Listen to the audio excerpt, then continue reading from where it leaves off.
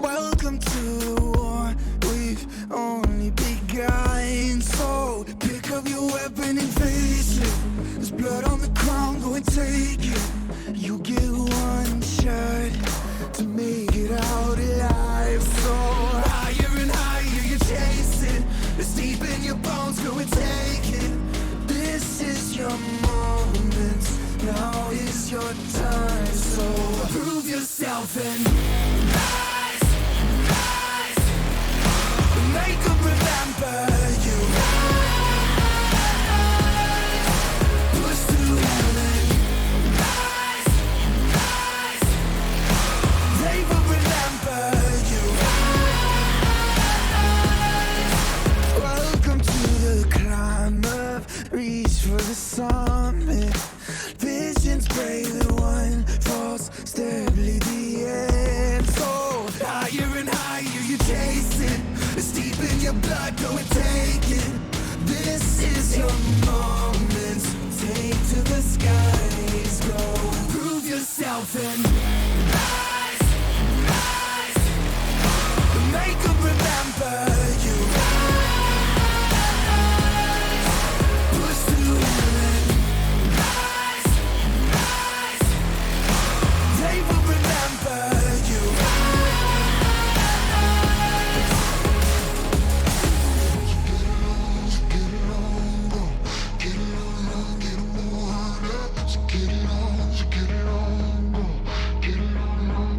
It is you fight among the dead, beneath the dirt. Or do you know yet? Or do you want it? And when the giants call to ask you what you're worth, or do you know yet? We don't die. Prove yourself and rise, rise. Make them remember you.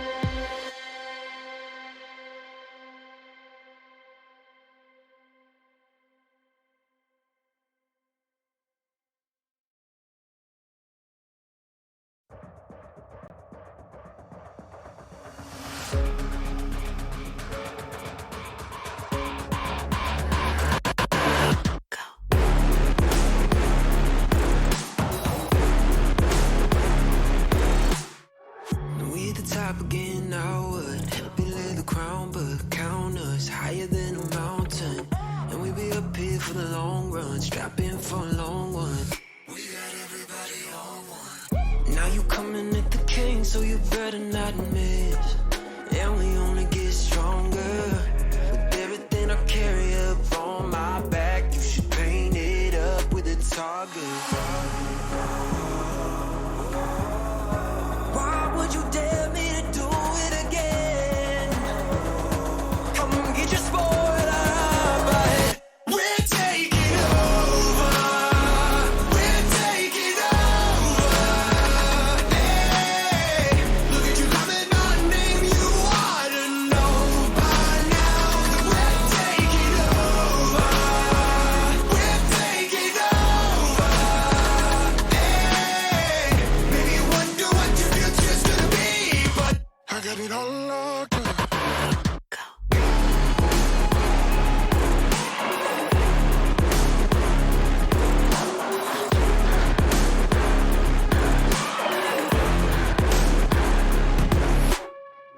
Take a lap now, don't be mad now.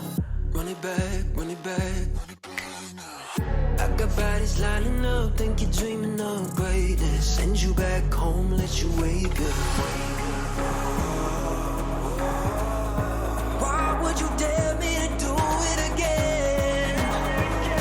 Come and get your spoiler out the head. We're taking over. We're taking over. Hey, look at you coming my name. You ought to know by now that we're taking over. We're taking over. Hello, everybody. Welcome back once again to the VCS English cast. I am Circadia. Oh, man, and I am joined by two great fellows today, of course, Rev. And, well, Coach Tim, it looks like. He's looking a little different today. But, yeah, Coach Tim, of course, It's your is boy. here. But of course, Yeah. Recollect is actually here filling in for Coach Tim today. Tim is a little bit under the weather, but guys, of course, I'm a little bit new here. You know, my first time with the VCS guys, but I am super excited to be here today. Oh man, and what a game, what a series actually we have for you here today. Team Secret and GAM Esport. I am just so honored to be able to do this with you guys. It is such an exciting time for the VCS. Of course, if you guys are unaware, these are the bottom bracket finals, and this decides the other team to actually go to the World Championships for League, guys. Man, it is a crazy, crazy day for us. Recollect, how are you feeling, my friend? It is a crazy day, like I said, but how are you feeling? Yeah, I coach Tim. Feeling fantastic here in this one. Very excited to destroy this branding. No, it's going to be good. I mean, we're coming off the back of two very differing series. You know, obviously, a very close matchup for GAM in their last against Saigon Buffalo, which didn't unfortunately go their way, which lands them here, and obviously the turnaround from SBTC versus Team Secret a little while ago as well, which obviously Team Secret were able to come out on top of and looked quite good. So I think it's going to be an exciting matchup, but I definitely think there is a favourite going into this one. Oh, of course. And of course, you know, Rev there on the end. How are you feeling too, my friend? What do you think about today's matches? Well, I'm really excited. It's a really on the edge match. I'm not sure who to root for. I know there is a clear favorite, but not in my heart at least. And it will define history because right now Team Secret can kick GAM out of Worlds, and GAM is possibly the most known VCS team in the world. They have made the most impact, the most waves outside the Vietnam region. But are they good enough right now to actually win it? Is Levi the player he once was to carry the whole team on his shoulders? I don't know. Yeah, no, I completely get what you mean. Levi has looked a little bit different lately. You know, I did enjoy seeing him on the Wukong the other day, though. I think when they prioritized that, it was definitely, you know, picking up for them a little bit. I love Levi's Wukong, just playing stuff that he's good at, of course. I know we talked a little bit about that earlier before the cast. But if we actually want to take a look over at our bracket for today, you know, we can take a little look at the history of what has been going on recently, of course, over here in the VCS, like we said today. Team Secret up against GAM Esports. GAM getting knocked out of the semifinals the other day versus Saigon Buffalo, who, if you guys are unaware, That is our first VCS team officially going to Worlds, and they are qualified, of course, for the finals. And this is going to decide who's going to fight Saigon Buffalo. Is it going to be GAM again, or will Team Secret get their chance? Oh man, what a crazy time! I know I'm a scratch record player, you know what I mean? I keep saying crazy, but Recollect, how are you feeling, about, I wouldn't say, I want to go back a little bit to Levi. What do you think about Levi overall right now? Like we said, I know he hasn't been the same, recently, but do you think he has what it takes to be able to secure Worlds and, even go to the finals for VCS? I think the question is sort of answered in two parts, right? The first question is Levi a good enough jungler to go there? And I'd say he is. I definitely think in terms of the VCS talent pool, he's probably a top 2, top 3, right? BJ obviously looked pretty good in the series versus him in the Saigon Buffalo set, which, aside from one game where BJ absolutely sprinted it, but in general, that matchup was fairly close. And I guess the second question to that then is how will he match up against his opposition this time around in Penguin? And I feel like Penguin has really underperformed. I think the guy has really struggled throughout this series, had a really horrible showing into DNK. In fact, those guys both absolutely were running it down, and thanks to some other factors, obviously Team Secret came out on top. So in this particular series, I actually think that Levi should have an advantage in the jungle position, and it's going to be really interesting to see how someone who's so experienced utilizes their advantage to potentially push GAM all the way into World's qualification. I 100% agree. I'm really hoping for more out of him today. But, let me then take that over to Rev. Rev, what do you think Team Secret in turn is going to have to do to be able to defeat GAM and kind of secure their spot for Worlds? Well, to be honest, I think they'll have to have a 2-point strike team. I think Artifact and Neddy will have to overperform, because on the other side, if you disable Catty, if you disable Style and and they are not able to have a hyper.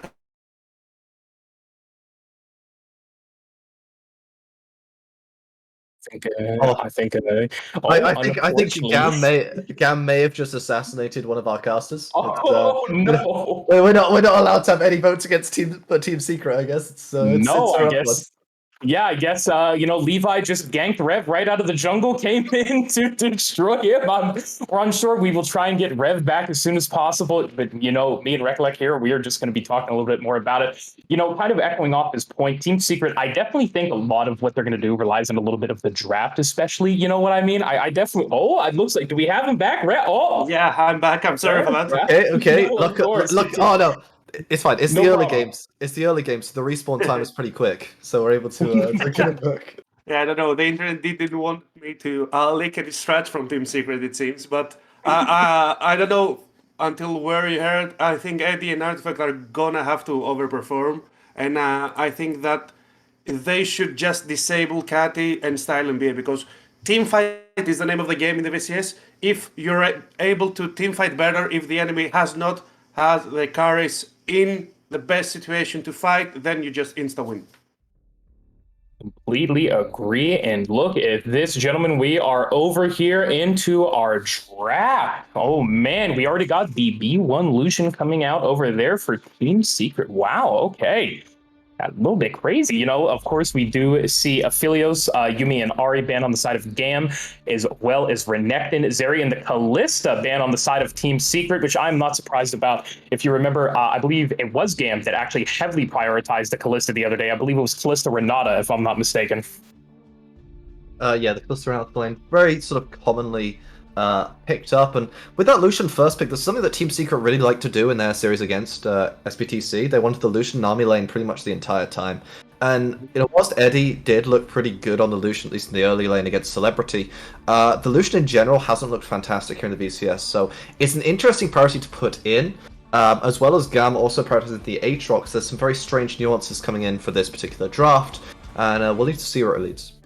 Yeah, I really like the Sejuani pick. However, it's right now a flex pick. You can put on the top side versus Aatrox. So it doesn't really make Aatrox's life all that difficult, but it can really help in the team fights. Even if you just ult the Aatrox just to keep him away from your backline for 2 seconds, that can be the difference maker, especially if you don't play with a lot of range like with that Lucian Nami lane that they picked. However, I feel that right now Style and B will suffer, at least Style will suffer a little bit, because Team Secret has the chance to ban 2 more AD carries from him. Oh yeah, they do get the Sivir out of their Silas from the side of GAM, and I'm honestly really interested. I talked about it a little bit there a few minutes ago about Levi getting on the Wukong, which I'm, like I said, very excited for. They heavily prioritized it, and I think he looked a lot better on it compared to some of his other picks in the recent games. And Recollect, I have to ask, how do you feel about the Aatrox pick as well? Do you think he's been strong on it, Kiaya? I should say. Yeah, my apologies, my words are falling right out of my mouth. So Kiaya looks okay on it. The only issue with the Aatrox pick is that Hero is known to be a Jax player. And when you have the Sejuani locked in already, you typically want high attack speed based solo laners to help facilitate her permafrost stacking.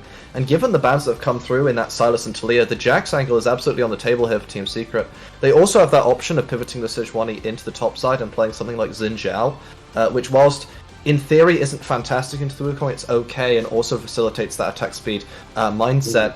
Or you can go to the traditional option, which was the Camille. You know, the Camille, the Fiora, these 3 champions are the ones we typically see into the Aatrox. All the matchups are fine, they become big late game split pushing win conditions who can also, as I said, enable the Sejuani. Combine that with a solid, safe mid laner, and Team Secret has themselves the creation of a very safe core with a very strong split pushing win condition.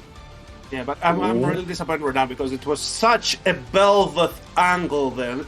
You have all that set up from your lanes. The Azir also works great with the Bel'Veth. You just go top all the time. You punish Kiaya, you kill him over and over again, and then you become such a monster. But I get it that you don't want to get Hero on a tank. He's a carry player, so that rotation was quite okay.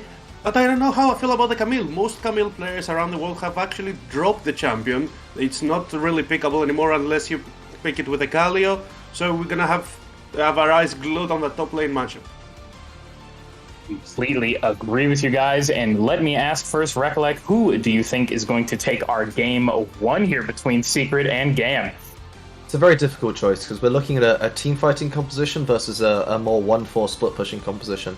For me, I personally prefer the Team Secret composition. However, I think that the skill difference that may come into play on this bottom side from GAM with Style and B might be a bit too much, so I'm going to give it over to GAM. Completely agree. And of course, Rev, you as well? Well, I really think that GAM's composition is quite easier to play around. You really need to get ahead with the Lucian Nami. Yes, right now it spikes better into the mid game. You can deal shout a lot of damage with that culling, but I still think that it's really easier to play with an Aatrox, to play with a Wukong. It's so easy to just layer up the CC and get away with the match. Ooh, definitely. It is going to be a insane game 1, of course. Personally, I think I might have to get over to GAM myself. I am a huge Levi fan, have been for a long time, and seeing him on Wukong yet again, I think I might have to throw it over to GAM for game 1. But like we said, it is still up in the air, guys. It is going to be an insane game. I am so ready for it. And in the meantime, I believe, guys, we will be throwing it over here to our caster desk here in just a moment. And of course, thank you guys one more time for being here. We'll see you guys soon. Casters, take it away.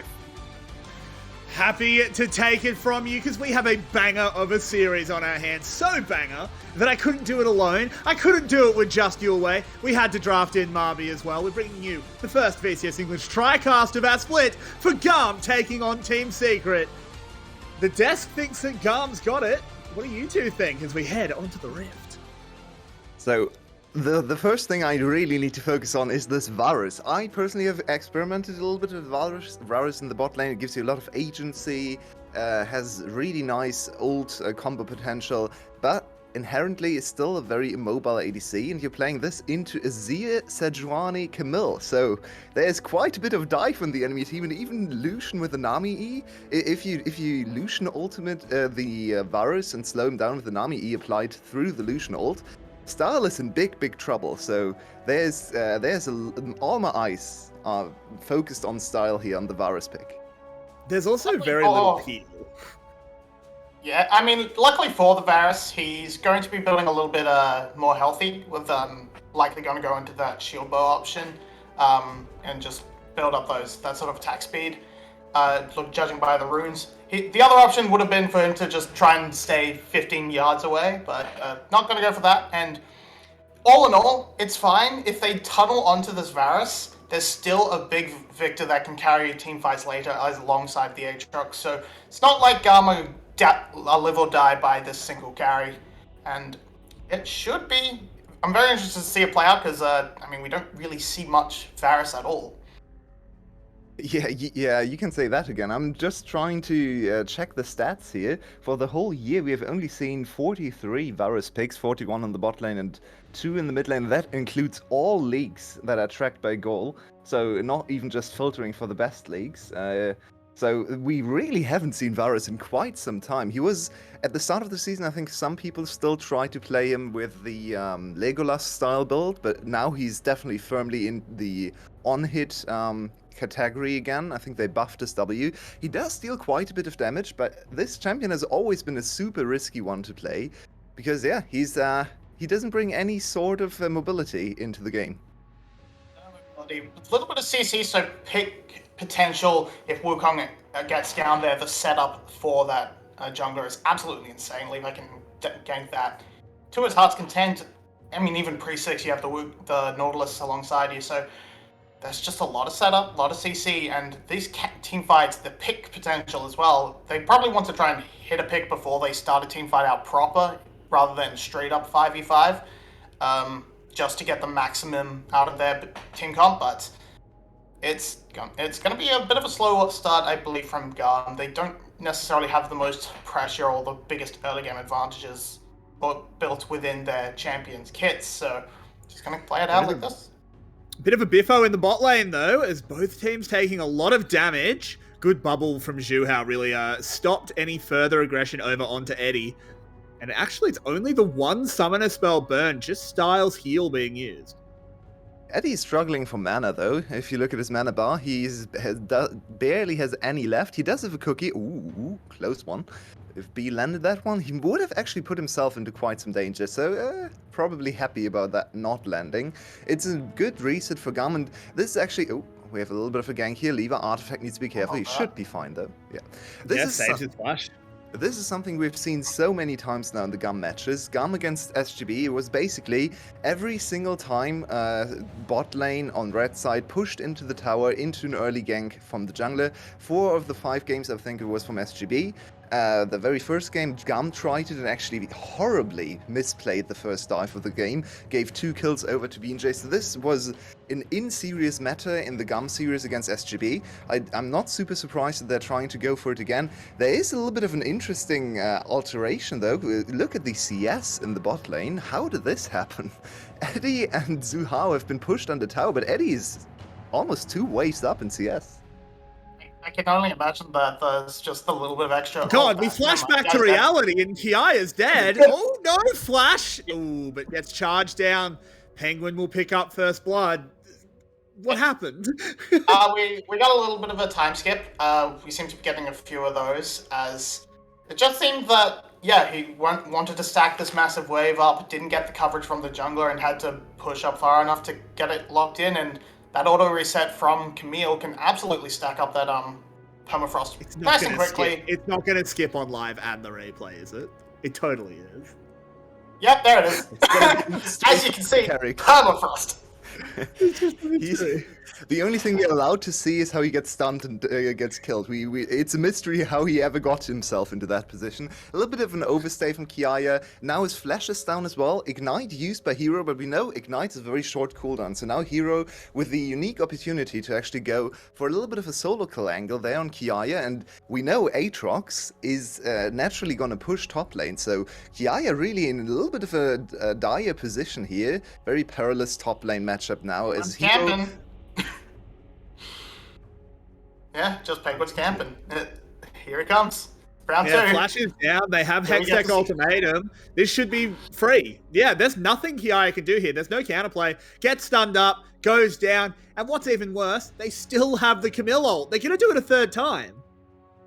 And I absolutely love to see this as we have a bot lane dive. Here it is, but Azir is reacting. It's Artifact. Azir is here. Eddie taking a lot of damage early on, but B, that is not safety. Eddie will go down 1-for-1 at the moment as GAM try and evacuate. Artifact dishing out a lot of damage, but Style kiting well for now. Levi healing with that smite, but no, the spears go in, and Artifact cleans up the Varus. A lovely bubble onto Levi as well as Artifact will flash over the wall. Carty joining the play now as he ease away. Penguin is here, right side of the map. Can he close this distance? I'm not sure he wants to. No, they'll back off and take themselves a lovely 2-for-1.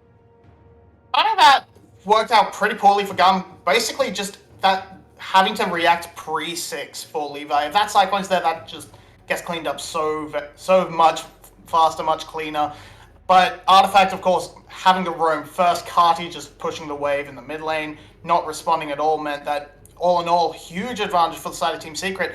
And GAM, once again, just really struggling in this early game. It's where they were picked apart in their upper bracket final. It might be the start of their undoing down here.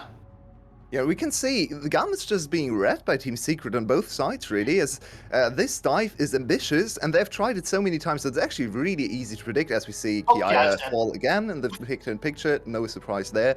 But they played this pretty conservatively on Team Secret side. Artifact very far back, so Levi never really had the opportunity to try and burst him down.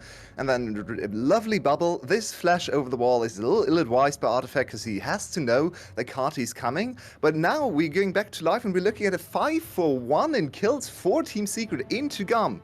Remember, Secret has never won a single game in a playoff series against GAM in their existence, even back to the low-key days. This might be the day where they break this curse. Oh. Yeah, and just... Yeah, we're just sort of... I'm sorry. And this is a huge start. I mean, let's be fair. There has been significant jungle attention, but this is really important for these two top laners. We don't need to see this again. Because the trajectory for these top laners has been the opposite of the split. We've seen Hero start the split absolutely magnificent, and he's had a rough few series on the back end of the regular season and in playoffs, whereas Kiaya, especially against Buffalo, stepped up huge and started giving us that old form Kiaya we really loved and thought was one of, if not the best player in the league. And yeah, if you sort of looked at that as maybe one of the big weaknesses for Team Secret, that's just gone this game. I mean, lots of jungle attention, sure, but it's effective. It's gone 3 games, 3 kills.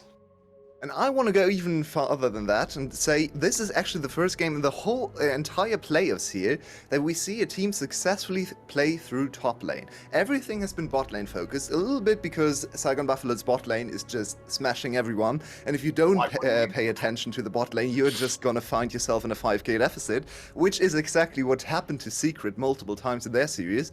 But all the other games have also been very bot side focused or just slow in general. No one really has attempted to play through top side.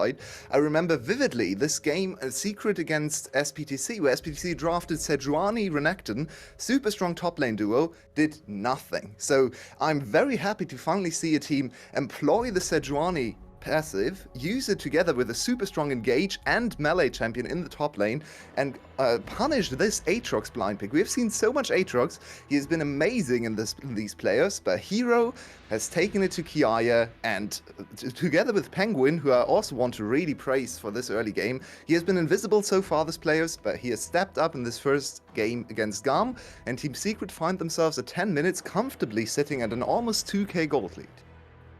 And it's not like there's another, like, this top lane focus has been really punished. We're getting the first dragon at 11 minutes. And we sort of saw Levi attempt to start it up earlier, but then he pivoted to try and make that bot dive happen, which was a disaster. And now with this being the first objective on the map taken for the side of GAM, that's delayed their dragon, and it means Penguin's entire top side control has gone completely untouched. I am a little bit disappointed that Team Secret didn't try to go for a little bit more of an aggressive early game here in terms of objectives. They have given up both of the early objectives. Now, they did get something on the other side, as you just pointed out, right? Penguin gets to reset freely, top side is under their control, Hero gets a lot of time to scale, but still, the Dragon focus has paid a lot of dividends for the side of GAM. If you remember their first game against SGB, They were 3 or 4k gold down in the mid game, but had 3 dragons, and then just got the 4th dragon and won the game instantly through 2-1 team fights. They actually ended in 26 minutes, so GAM is capable of just coming back in mid games from behind and playing through the dragons. So as Team Secret, I would really like to see them use a lot of resources to secure the 2nd dragon now that they've lost the 1st one, and not give GAM this out of playing through the dragons and just sneaking the way to a good late game. Yeah, it's not a great situation here, as you said. Giving GAM an inch is often what will bite you. They're such a strong team fighting team, something that, yeah, okay, Team Secret have put together a good early game, I agree. Penguin is stepping up, but we still haven't seen them in the 5v5. That's been something that's been not the best place for Eddie so far this split, and against GAM, you do have to be incredibly crisp. So even though Team Secret are in a good position now, Artifact, he might not be, as he's in a bit of trouble. Levi here, Cardi's getting turned around on. Penguin has to back off. Wave will come in to dissuade any further play. Levi actually does get knocked up there by the Sejuani. Hook turn, shutdown goes over to B. Eddie joining the fight, rips out the culling. The heel move speed is good. Goes forward, absolutely bold, and pays with his life. Oh, he's done a Jackie Love. Oh, it's not expecting. Where did that an exhaust? It looks like. No, okay, so it was Suhao's exhaust, but it felt like it was on Eddie because he just dashed in and wasn't able to get that burst he required, and an early roam from the bot lane turns this whole thing around. Honestly, if you look at the start, this looks promising for Secret. Carti is so low, but they can't get the kill. They should just disengage here. It's fine. You deflected the play. You should have an advantage in bot lane. Lucian could have pushed for 2 platings. Instead, he roams into mid lane. Sejuani overcommits into the Nautilus. And then Eddie, we don't even want to talk about this. What have you done, Eddie? He regrets his life decisions instantly, tries to flash away, but it's not enough. And out of nowhere, the game is in an even state. Look at the goal difference. It's down to just 400. Team Secret have squandered their amazing early game, and it's all on Hero's shoulders now as the rest of the map crumbles under pressure. This is now well and truly in a comfortable position, has that extra defense of that shield bow, going to be a lot harder to dive. Slowly making his way towards that that Rage Blade, which is going to be a terrible lot of damage. And of course, the Glorious Evolution is well underway. Two assists for Carti. Got that Leandri's completed and is going to start doing a crap load of damage. Whereas Artifact, he's got a crown for his defense, but that is going to get procced by a piercing arrow almost every time. Yeah, and let's take this minute where everyone is just setting up for Dragon to talk about Carti, because to me, Carti, he's one of the clutchest, maybe a little bit of a one-on-one strap in top lane. Kiaya is in a bit of trouble. One more auto attack will do it, but he gets a nice bit of healing from his Q. So your way, please, back on Carti. Now we actually have very little time because Dragon is gonna be available soon, but it looks like we might have a cross map on our hands. So Carti, one of the clutchest players ever to play in the VCS, just winning every single players but one he has participated in. He has never been to Worlds, though, and his champion pool is a little bit of a concern to me, as GAM does not want to let this go for free. Here we have another big scrap. Yeah, I don't know if they'll be able to get close enough to actually contest the Herald. Levi's certainly going to try. Doesn't quite get it done. The Herald does go over to Team Secret. GAM evacuating. So they poke their heads at it, but Team Secret do manage to push them back. Teleport used by Cardi basically just to get up there and assist, but couldn't quite get in. Luckily, no one died for the side of GAM, but so it's not really the end of the world. But it's very low though. Just some trades. And Dragons in 15. This could bite them.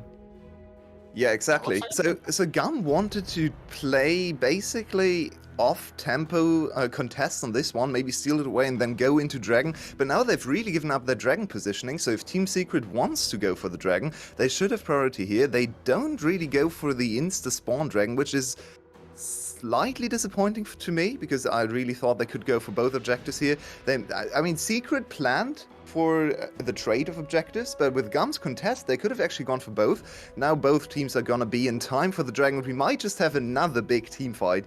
This could decide this game for now, because we have big spikes coming in. The Lucian is online, the Azir is on one item, Camilla's quite strong, so we do have a lot of items coming in for both teams.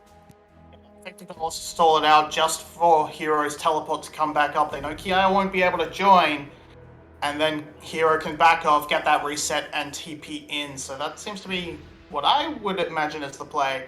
But they have given enough time for Kiaya to just waltz on down as they trade up mid pressure with that Rift Tower. Both teams don't want to poke their heads into the river. Both are so afraid of making the first mistake, and of course, yeah, it's a super important game, especially for Secret, in my opinion, because they need to actually win a game against GAM. Looks like they want to trade for top lane. It's risky. It's the second dragon. I really don't like this decision too much. It will give them the immediate gold advantage, will funnel a lot of gold onto their top laner. So if they're able to play the side lane situations correctly, it could lead to great things, but they have given up another dragon. Now GAM comfortably looking at their 4-dragon win condition, especially with a Hextech Soul now spawning. Let's say for a super fed Camille is she doesn't care about Mountain, so she's just gonna jump in, do her Shogath ultimate, and walk away. Not really care about that dragon, but yeah, that's just advantages traded. Going for gold now and to trade off these stats from the dragon. Team Secret's team fight is still pretty good. It's a little bit harder to execute than GAM's based off just the Lucian and the way he has to get in super close to pump out that damage compared to into the Varus and Victor. But still, if they can get that big nuke in that top lane activated, if Hero can just delete someone at the start of the fight, they should be able to take them just fine. And I think the real question here is, does Hero actually perma side lane? Because funneling gold into him as, speaking of funneling in, it's GAM, but the hookshot wall dive is enough to get him out of there. He can side lane, don't get me wrong. With the lead that he has over Kiaya, he should be a persistent side lane menace. But also, Style doesn't have counterplay to Hextech Ultimatum. Yeah, if you take a look in his inventory, he's definitely building for team fights. He's not going for the split push options. He's not going Hullbreaker or Tiamat or anything like that. He is building second item Frozen Heart on Camille. So he's trying the Jax approach, and he's gonna try to just jump on top of Style, lock him down, and enable a follow-up from Penguin, even from Zhu Hao, because if you lock him up and then the Zhu Hao ult just funnels through this ultimate from Hero, there's almost nothing a Style can do to dodge that. So it's actually a pretty easy lockdown on this Varus, and this is why we're scared for Varus as a champion, and we don't see him much. He will have the damage to kill Hero on the 1-1-1 though. 2 items already. If he ults him, that's an instant combo. What are we doing here? A little bit of VN Rem. VN buying us the space. Apologies for the little bit of lag that's going on. Hopefully that gets resolved ASAP. It's not just on your end. Dear viewer, Zhu Hao caught out by the Varus ult, just throws out the wave. Penguin uses his own from the side. In the end, it's just a trade of cooldowns. Hero, incredibly threatening, but does move away. They do get the flash from Kati traded for Artifact's ultimate, so now Artifact with a very clear plan in the next team fight to go flash ult Kati into his team and then assassinate Kati. Let's see if they can execute on that one. All 10 members in the mid lane here for no apparent reason, but let's see who pulls the trigger first. Tower.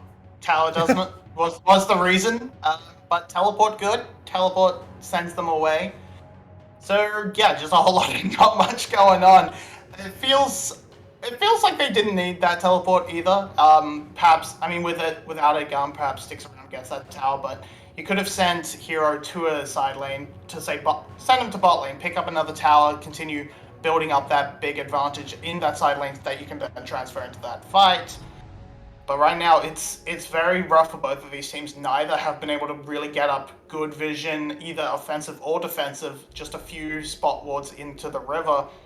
So no one really wants to make a big risky play onto a side lane where you might get caught out in fog of war or into a or aggress heavily down a lane to try and make a play happen when, again, yeah, you can't predict where the team will be. I mean, in that case, you could have because they were all in mid, but just for general state of the game. And if you're new to the VCS and you ask yourself, wait, what am I watching here? I thought VCS was kills all the time. Where are my kills? Yeah, it's a good question. Honestly, GAM has really slowed down the whole playoffs meta. In the GAM against SPTC series, we had multiple games going to 1-1 in kills at 20 minutes. Even in the GAM against SGB series, some of the games were played very slowly. GAM is the slowest teams in terms of combined kills per minute and game time, I believe, in the playoffs, which is very different from their regular season, where they had combined kills per minute of over 1. Now it's 0.85. Come on, let me speak. On the other side, Team Secret is actually the fastest in combined kills per minute, which is partly due to how they want to play. Against Saigon Buffalo, it was also because they got stomped in record time, so they gave up a lot of kills. But against SPTC, they actually took the mantle and they played very aggressively. So in general, if you look at this kind of game, it's probably more into GAM's wheelhouse. Oh, Kiaya might have... Oh, Kiaya's caught. Yeah, they're using a lot of ultimates onto him, and GAM are just going to try and engage on the other front, but the Juhao wave completely stops them. Lovely ult from Penguin over the wall as well. They've caught onto Style. Can this Varus kite it out with help from Cardi? It looks like they can. His hero's gone down, but Artifact flies in with the hero shuffle. Let's Eddie finish him off. And this may well just be the game ending as GAM gets wiped off the map. Secret taking dominating lead. Aaron, for sure, taken down as their prize. Then so much left on the map. A massive split pusher into Camille. This goal lead should finally explode into ways that GAM should not be able to come back from. 3K off the back of it, and it's only going to grow. They should not only take the dragon, but also immediately walk down to dragon to eliminate that threat of the soul point going over to GAM as well. We see is Levi trying to use the gates and sneak his way to the dragon. Oh, they might have given up the dragon. Penguin's a bit low. Yeah, that's a way out for GAM now. I'm honestly, personally, always in favor of just taking the dragon first and then going to Baron, because dragon just dies so quickly. Going immediately to Baron is a little bit risky, because now GAM is on soul point. That's one steal away from Hextech Soul. But take another look at this amazing catch. Kiaya just walking in there alone. GAM 2 split and all funneled into this choke point. Amazing ultimate by Zuhao, completely stopping anything Levi wanted to do. And honestly, the coordination from Secret looks amazing. They were really good in teamfight at the start of the season. We actually thought they were the best teamfight team, better than Saigon Buffalo, better than GAM at the start. Then they kind of lost their mojo in terms of team fighting, but it seems to be back here. And a few minutes ago, I pointed out that trade between Artifact and Carti, getting Carti's flash.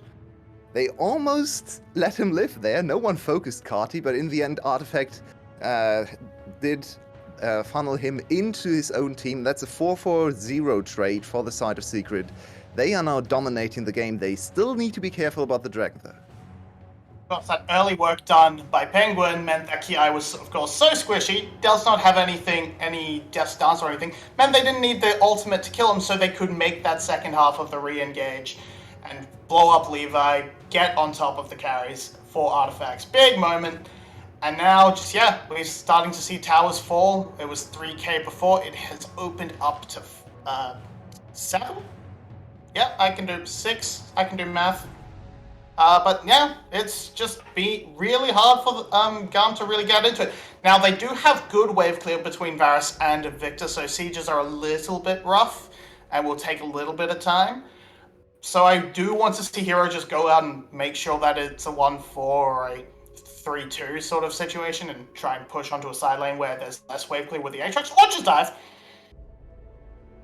Or just dive is going to be the call as Kiaya will actually pick up a kill. Maybe a little bit too far as, oh no, another knock-up landing onto Artifact. He's locked in the chains as well. They move forward. The wall comes up, but it can't save the Emperor himself. Only his loyal subjects. As GAM, they once again find another way to stall out Team Secret and keep themselves in the game. Team Secret try to engage with Nami ult. You're never allowed to engage with Nami ult. It's not the way to go. It's a disengage ult, please. Yes. Please never engage with Nami ult. This gives GAM a lot of gold back. No objective bounties. Because, luckily they gave up all the dragons, Team Secret, so they didn't give up objective bounties. It's actually only 6, it's still 6k, so they didn't get too much back here, but it still shuts down most of the Baron push, and now, if you look back at that was the Baron for the dragon trade. The Baron didn't yield anything, so now the dragon, you really regret that decision in the hindsight. Baron did okay, but yeah, here you see the the attempted dive, they try and go with the two ultimates from support jungle, and they just both whiff. They just miss everything, and then Kiai is able to pop off, and that knock up from B sets him up beautifully to make sure he's killed out of that hourglass, and then, yeah, it's a really nice play team fight from GAM, and just Team Secret missing their big crucial abilities on their engage. I like how Team Secret is very assertive around this bot side river control now. They need to make sure that GAM can't even enter the dragon. You don't want to 50-50 this. This is too risky. Just make sure you clear all the vision. Make sure GAM has to funnel into a choke point into all your amazing choke champions. Because, yeah, GAM has no way of team fighting into Sejuani, Nami, Azir, and even Camille if you control the vision. So I really like how they're investing vision and time into the bot side and the river. Reset again, you get onto the map really quickly using the gates. So Team Secret playing it pretty well here, controlling the space, but GAM has found a little bit of reprieve. And if you look at the levels and the items, which unfortunately are not on the screen right now, Kati is getting scarier and scarier. He's almost 16, 2.5 items, close to 3 items, and that Victor is devastating.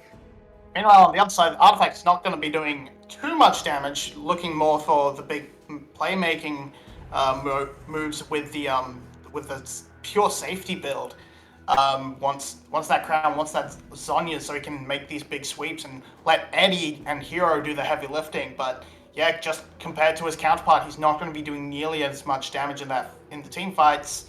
That could spell an issue if the front line cannot stand up. Should be okay, but we're gonna have to see. But yeah, as you mentioned, full bot side control for side of Team Secret, basically conceded by GAM. Seems like they're more than happy to just try and trade gold on the map if they can pick up this bot lane tower, and they're okay giving it 5 minutes over to Secret. This is really cleanly played by both teams, honestly. GAM knows they really can't walk into the Dragon Pit. They would really love to be able to steal this dragon, but they also know they might just lose the game if they take a team fight on Team Secret's terms around the dragon. So Team Secret controlled the dragon space, made sure nothing could go GAM's way here. This is very clean setup on the dragon, and GAM realized this and instantly, or even anticipating this move from Secret, sent some members into the top lane. Really good macro from both teams, and both of these teams are known to cross-map quite a bit. We saw a lot of that in the GAM against SGB series, actually, and GAM usually came out on top. They lost most of the team fights against SGB, which is ultimately why they lost the series, but when it came to slow map shifting and just moving people around the map, they usually got the gold advantages in the mid-game. Team Secret is a little bit better at this compared to SGB, so we see both of these teams played conservatively and just trade a tower and dragon for 1 tower, which is fine for either side. But now we go again. Doesn't matter. Varus ult goes in, Penguin just charges away, and GAM don't have enough follow-up. You saw the idea though. GAM, with that pressure on the top side, had it pre-set up. Ooh, Still having to flash. Now Levi goes in, landing an absolutely massive cyclone. The follow-up is there as well as they take down 2. Oh no, GAM has found their way back into the game as Team Secret are just getting melted away. The eye is closed and GAM get an ace. How do they keep doing this in these games? A 5-0! A 5-0 at 29 minutes. This is just gonna be game. GAM out of nowhere. What an incredible engage! I saw this last season, guys. Like, come on, get a new script. The Levi we want. The big 4 to 5 man cyclone over the wall. That Raptor spot has killed many a great team. Has meant like ruler bang in the past, and they just win. Congratulations. This is everything we said was made completely redundant by one cyclone as Levi just gets them the first game of the series. That's a heartbreaker for Team Secret. That's actually going to be hard to bounce back from. Yeah, and I have to actually shout out or actually talk a little bit about this Azir, because so far Artifact's Azir has been real asset for his team, but why did he have to go in there? If you just stood in the backline and used his ultimate as peel, they could have easily fought this fight, but instead he tried to go in, completely left his Lucian army alone. They all got obliterated. As Marby pointed out, he didn't have the damage really to carry because he went for the all-in build. So once Lucian was dead, once Hero overcommitted into the backline, because all VCS teams essentially just want to dive, they lost to their own composition. They could have just peeled away this 5-man ultimate from Wukong. It wasn't over at this point. They could have just disengaged, but instead they tried to engage 0 for 5, and GAM once again shows that they can come up clutched in team fights every single game. And Style should have died there. He was on like double-digit health, but survived by the skin of his teeth, and that gave them the damage to win. If he dies, they probably don't win the game off that fight. And with that, we will go to a short little break before we try and let the VCS English analyst desk and have fun, desk, breaking down why GAM won that game. You have to say more than Wukong Cyclone. We'll be back in about 5 minutes. Don't go anywhere. Hear the call for on the chosen ones. Far away, but all like one. Come together, we've just begun. Chant till Valhalla comes. Chanting till Valhalla comes.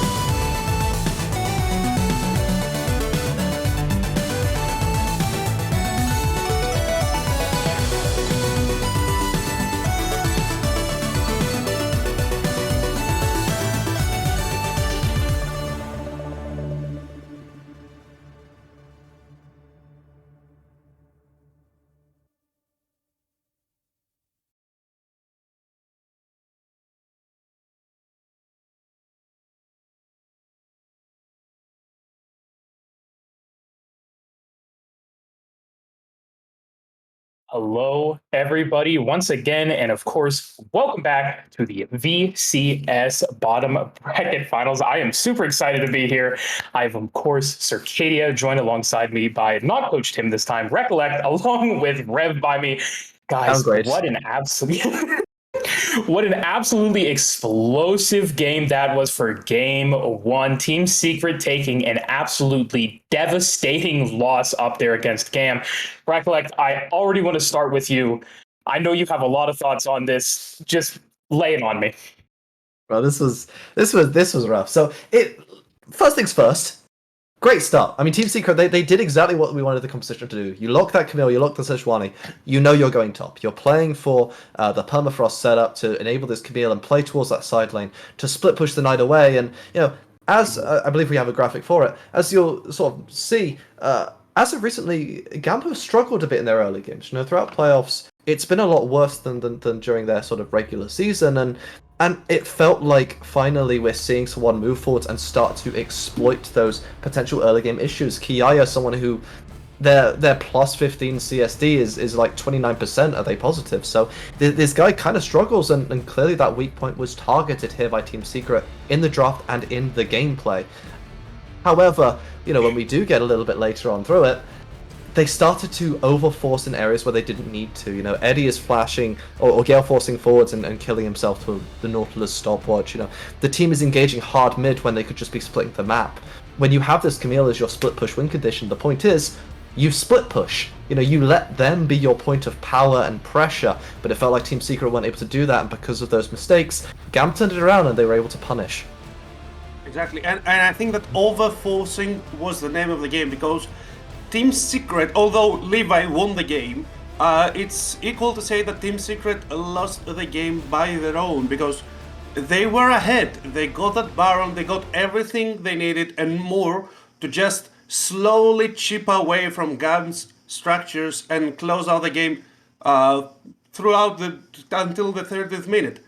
But what they did is trying to have picks over and over again, and when they fell, they tried once more. And Azir Sarat is not going to be enough to save you. There's so much team fighting potential from GAM's composition.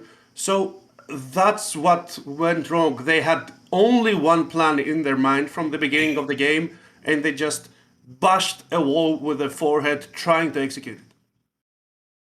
Yeah, I definitely don't think they looked very flexible there. Like you said, they did have the singular kind of plan of action during that game. I really did enjoy the early game with the Camille just killing Aatrox and over. Like we said, Kiaya, that game just, I don't want to say ran it, but there was a lot of pivotal mistakes that we saw during that game, especially around the dragon fight. If you remember, I believe that was the third Drake that we saw, and it was just so awful getting picked out like that. They still did end up picking up the dragon anyways, even after that fight, because I believe Team Secret went for Baron.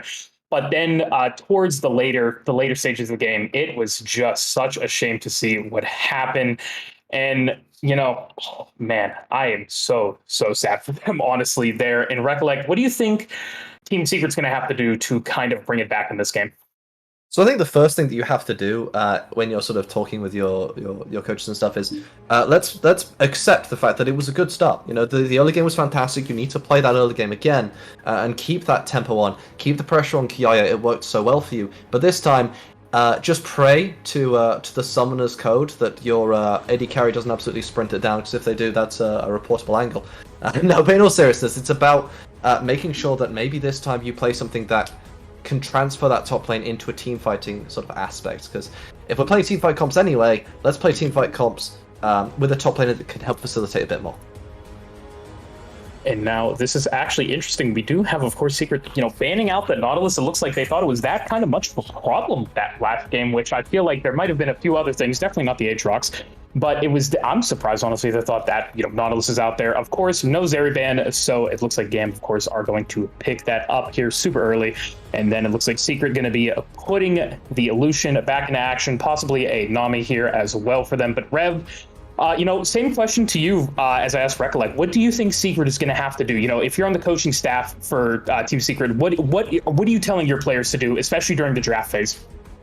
Okay, so I think I would just say two words. Don't overforced because the early game was sweet. It was so good. We were praising them in the green room so much. They found all of GAM mistakes and exploited it, and that's what you need to do first thing first, because as we saw in the graphics before, GAM has sort of 95% in regular season win percentage when they're ahead in the 15 minutes, 75 in the playoffs, so you don't want them to get ahead with the game because they just run away with it. After that, get small victories. You can win in the late game. The game is not as fast paced as it was 2 years ago, so you can just press on the brakes, be calm, take some deep breaths, and get small victories. There's a Nocturne. Nocturne, yeah, wow, I like that, honestly. I'm always up for some Nocturne action. Team Secret now responds, of course, with the Silas. Now we're going to be looking into our second ban phase. Oh man, I love me some Renata gameplay, especially with the Zarya attached to the hip of that from GAM. Oh man, Recollect, I think we have a already a beautiful draft, a beautiful game on our hands. We do. It's going to be interesting now for GAM how they're going to pivot this, because they do see the Silas on the other side, which means you could potentially look towards something maybe along the Akali idea, or something maybe to this nature. The idea being that Akali currently has the numbers over Silas. It's a bit of a flip-flop matchup, but right now she's slightly stronger in the 1v1, even if he takes her ulti. So you can play for that sort of side lane scenario, then you can play with Nocturne ulti into side lanes to give yourself a numbers advantage. I'm also going to be pretty excited to see what kind of jungler we get come through, because some people like Poppy into Nocturne. It depends on if you're willing to, utilize the spell shield to just get through the steadfast presence, which you can do obviously as V-Buy in the Nocturne. There are other options too. I mean, some people want to run Xin, some people want to run Lee Sin. Yeah, so that's the other one. It's like Lee Sin. It gives you an engage tool. It gives you options, and currently there isn't a lot of amazing fast hard CC that can interrupt the Lee Sin when he goes in for a kick. So there is that option available. Only thing is, though, is that GAM right now, they're able to sort of run you over, and it seems like the salty run back kind of come through. Camille, Galio, it's all up the side lane. You can do it to us, we're going to do it right back. Exactly, and right now I think the Camille Galio do so much work versus Team Secret Comb, especially with the knock ult, all the darkness. There's almost zero range in the whole Team Secret composition right now. Lucian has really low range. Nami, you don't care about your range. You have a melee mid laner, you have a melee jungler, and we're looking to also lock a melee top laner. So if GAM stays even and has their cooldowns, I don't see a world where they're ever gonna lose any team fight, unless, I don't know, Team Secret's awake, the faker they all hide inside their souls. One thing I do want to mention as well, we were talking a little bit about this in the green room. I really do like the Lee Sin from Penguin. Recollect, I know you brought up that is a good form of the primary engage, and then now you can kind of use the Nami better this game, I feel like, to have it as that follow-up engage. You also do have the disengage with, of course, that massive wave, coming in. I felt like Zhuhao wasn't using it as well as he could have last game. I think we saw... I think we could have seen much better out of him, especially from a team like Team Secret. But honestly, we also now see Kiaya on the Camille, like you said, a little bit of a salty run back versus Hero, who will be the Akali this game. And let's see if Kiaya is able to pick it back up, kind of show Hero up on on the character he was last game, the champion. But I think we are in for a great game 2. Man, it is going to be so fun for us, especially, I won't say too much more. Carrick's, I know, was he didn't want us to just say Wukong go fast, Wukong Cyclone won them the game. Now no more Wukong, so let's see if they are going to be able to do it for this game. And I think for now, me, Recollect, and Rev, we will be sitting over here while we throw it over to the caster's desk. Take it away, guys. Casters are happy to catch it. Thank you very much as we move into game 2. Wait, Marby, I've got you with me again. The Nocturne's out. It truly is a Team Secret series, even though they're not the ones playing it. What do we think of these two drafts? Wait, I'll let you have first word. I hate Nocturne. Can we stop the Nocturne train, please? No one else plays Nocturne. No, he's unstoppable, actually. I like Nocturne against Silas because we can just be in the Shadow Realm for everyone, which is always fun. So maybe we get a little bit of Silas onto Nocturne action, but I think the Nocturne is one of those VCS picks I'm really worried about heading into international play, because I just feel like it's not really that great, and only VCS plays it as a jungler at least. But let's see, Levi has found some success on the Nocturne. Nocturne together with Galio and Camille. It's the classic Team Secret Engage comp from 2 years ago. Let's see if GAM can actually channel their inner secrets and kill Team Secret with the secret comp. Yeah, I like the theory on Nocturne that if you know or feel you're not going to be putting out that early pressure, go a farming jungler. There are better choices than Nocturne, though. That's where I don't like the Nocturne. But yeah, they're just they're going back to basics for the VCS with the Camille, Nocturne, Galio triple threat. Going to just jump on top of Eddie and delete him. But in a way, I kind of think Team Secret's composition, though kind of bad into Galio in isolation, undercuts what GAM wants to do, because Galio cannot join in with Camille and still protect Zeri from the double assassins of the Silas and the Akali, who are just going to be trying to jump on top of her, because, you know, if Galio's sitting there with his taunt ready, you can't jump on it.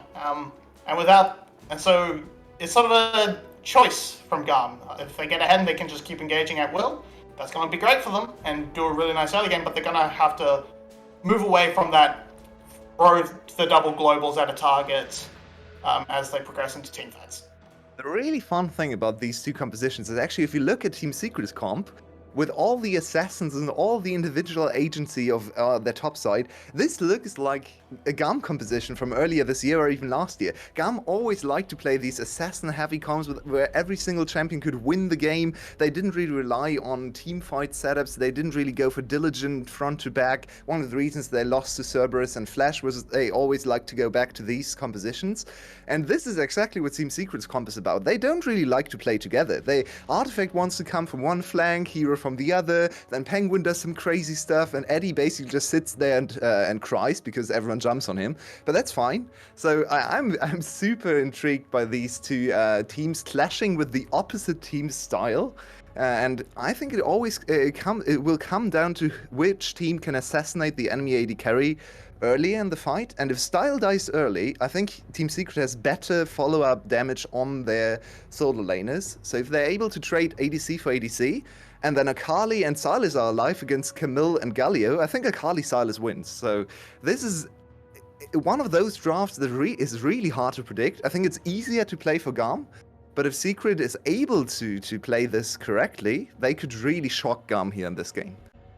I really like the little skips and moves from Penguins there to be up and take that first grab, knowing that Levi is going to just try and power farm. So it kind of upsets Levi's game plan a little bit and lets Penguin sort of catch up and stay on top of it. But Gabble just sort of being hyper aggressive, trying to go for this dirty farm.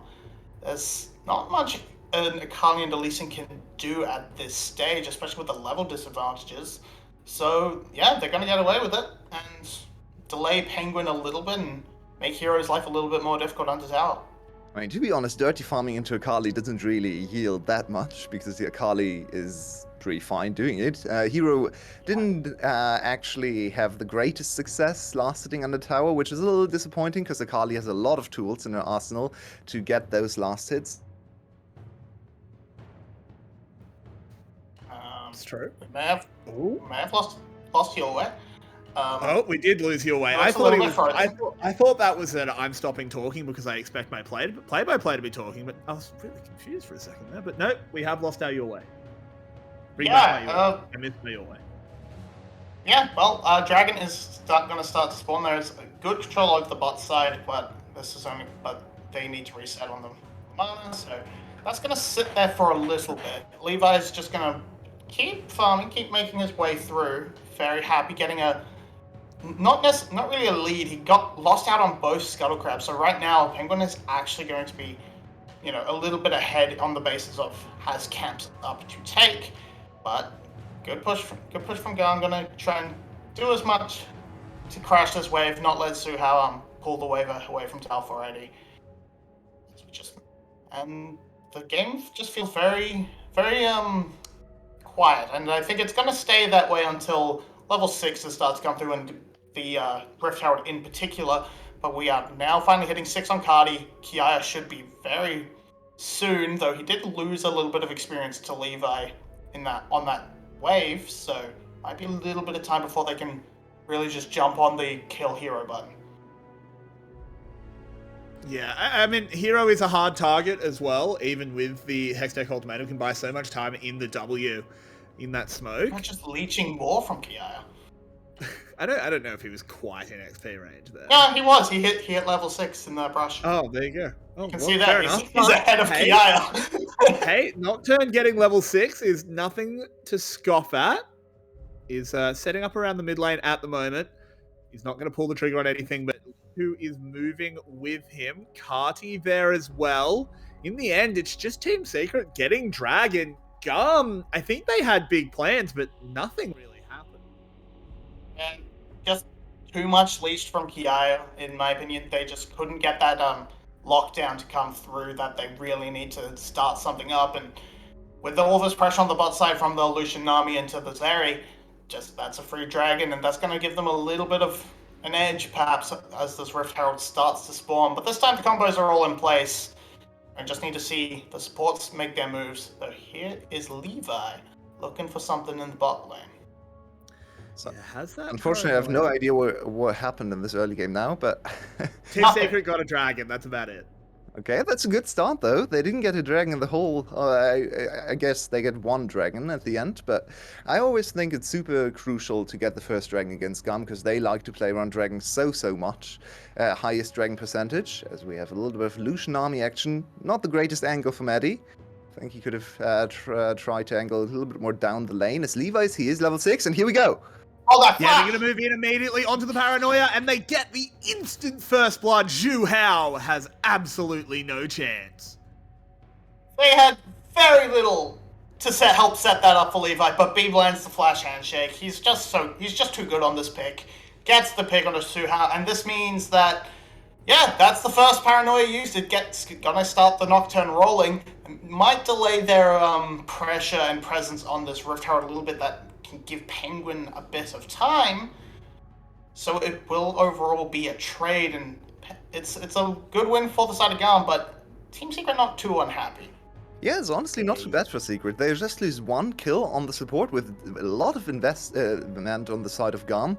They spent a lot of time to set this up. They are going to get both early objectives just for a kill on Nami. That doesn't even lead to any platings lost or anything. Plus, they got the first ultimate out of Levi.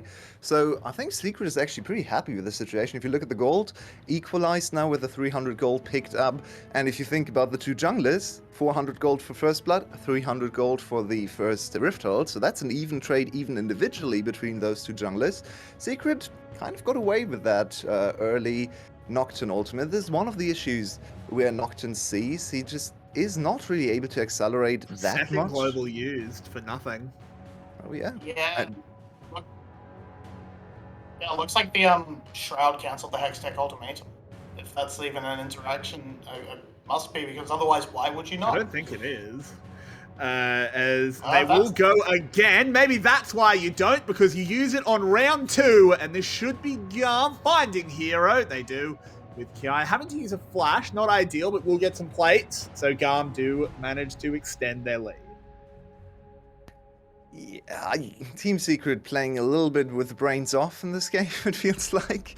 But they haven't fallen too far behind. They need to be careful, though, because now Kiaya is accelerating. We saw a little bit of the scary Camille top lane in the first game. Didn't really lead to much because they team fought too much. But Carty spent so much time now. They actually invested a lot of his time from the mid lane to kill Hero here, which should have resulted in something, but on the other side, Artifact was on a reset and actually wandered into top lane for no reason, so Artifact didn't really get anything out of this roam from Carty, and we see just an advantage now in the solo lanes for the side of GAM. Trading coming out, though, from Artifact there. Yeah, just good moves from Carty to try and make something happen. Here's that Rift Herald from earlier that's going to do quite well, unless GAM can make something happen, but they don't have CC. And, oh, no! So close! Oh, that's a heartbreaker. Oh my god, I feel so bad for Eddie. He had almost the same situation in game 1. This time it was actually warranted to flash in there. He just needed one auto attack, but he flashed exactly into that slow moving ultimate from B. Oh, that's such a heartbreaker as Hero gets... Oh, that was a really nice escape there. Hero soaks a lot of pressure with that one. That actually just makes it a winning play for the side of Secret. They should be able to get a plating in mid as well, as we have a ping. Oh no. Pause. Unfortunately, we have a pause. Yeah, We do have a and just, replay before we go, though. and just B takes a lot of damage, but it felt like out of nowhere. And just, yeah, there's the burst from the Lucian, takes him down to so low, and then just wants to flash over, but gets the hitbox wrong. Everyone walks really away, hard but to flash oh over man. that hit. The hitbox is, I think, like pixels smaller than a max range flash. It's very wide. Yeah, you saw he actually flashed over the tide of the wave. I don't know how to phrase it, but like the big part of the yeah. wave was already past him, but he was still caught by the second half of the ultimate. So it's really, really hard to flash over that. I feel so bad for him though. I even think if you, yeah, I don't quite know how it's coded, but if you lock in the auto attack while flashing, I think he probably gets it off anyway. Maybe. Maybe. Something hard to really say anyway. But overall, it's a good move from to break the Rift Herald. It doesn't get them the whole tower, but it's lots of money onto this Lucian who is voluntarily onto the Scale Force and ready to start looking for those big dirty chunks that can remove someone from the map and give the pressure that they need. But right now it's GAM with the advantage over this river and the second dragon. Yeah, and I think it's wise for Secret not to interact with this dragon. Both of these teams have shown a little bit of restraint when it comes to objective contests. It's not SGB. SGB would always fight for these. These two teams are more looking at maybe the LCK side of things, where you try to cross-map instead of contesting. Oh, I say that, but Secret is actually fancying something here. Eddie has no flash, and the enemy team has Camille, Nocturne, Galio engaged, so I like that they end up not going for this. Also, Artifact level 10, you really want to fight around level 11 with this Silas, so instead they just give up the second Drake. I think that's fine. Secret slowing down the game pace and hitting their first items, even though they're 0-2 down in kills. Secret still sitting pretty in this game. He just wanted to poke his head in, pick up that hostile takeover, which could be very effective if you can make the use of it. Oh, they engage, but there was a Nocturne hiding in the shadows. Gets bailed out. Can they reset him? No. Levi will go down. Excellent absorption of pressure there by Team Secret. Beautiful counter gank by Penguin. He knew what was coming. This is such a cool little meta we've seen develop in the bot lane. Who's gonna move first? Who's gonna move second? We've seen so many dives and so many ganks on bot lane. This time Penguin just hides in the shadow. He knows Levi is very likely gonna go there because he can't really gank top lane into Akali. It's just so hard to make work. So instead he anticipates the Levi gank. He has the stronger bot lane 2v2. So they aggress without flash, which might have tipped off GAM. I think if in hindsight, GAM might have said, okay, there was a Lucian engaging on us without flash, that sounds fishy, but they didn't spot it in the moment, so they actually overcommitted to this. Very nice shutdown, and it goes over to Eddie, so now finally the Lucian a little bit ahead of the curve. Yeah, gets him some free boots. Gets him some free boots, gets him that little bit of a tick towards that, and yeah, he's just now so far ahead of style. He's going to be doing a lot of damage. We'll probably go for that rapid fire cannon once again. Just makes a little bit of sense. Wants to stay as far away from that potential taunt range as possible. But now it's opened up the map for Suha to start making his way around. Make sure that Artifact gets to play a little bit safer. Gets to farm out his wave comfortably. But once again, we're just sort of seeing moves within these lanes. No deep vision, pure defensive wards coming out from the side of Secret. They don't want Levi or Cardi getting a nice wraparound flank onto the bot side. And the hero just sort of happily farming. He's died once, but he's still even in CS, so he's feeling pretty good. Oh, we have a little bit of a clash here. Yeah, nothing really coming. So, Marby, what do you think about Eddie in this game trying to go for an early stopwatch? I think this is one of the games where I would like to see him go for an early stopwatch around the next team fight, where, especially if he finishes his next item early, I think that could really throw spanner in the works of GAM's team fight machine, because GAM is really just focused on killing Eddie with this whole composition, right? If Eddie's able to buy time and then Artifact maybe with the Gallia ult reinforce him, they kite back and Eddie lives through the GAM engage, I think Team Secret holds all the trumps in the team fight. So he doesn't have it for this fight though, so here we go.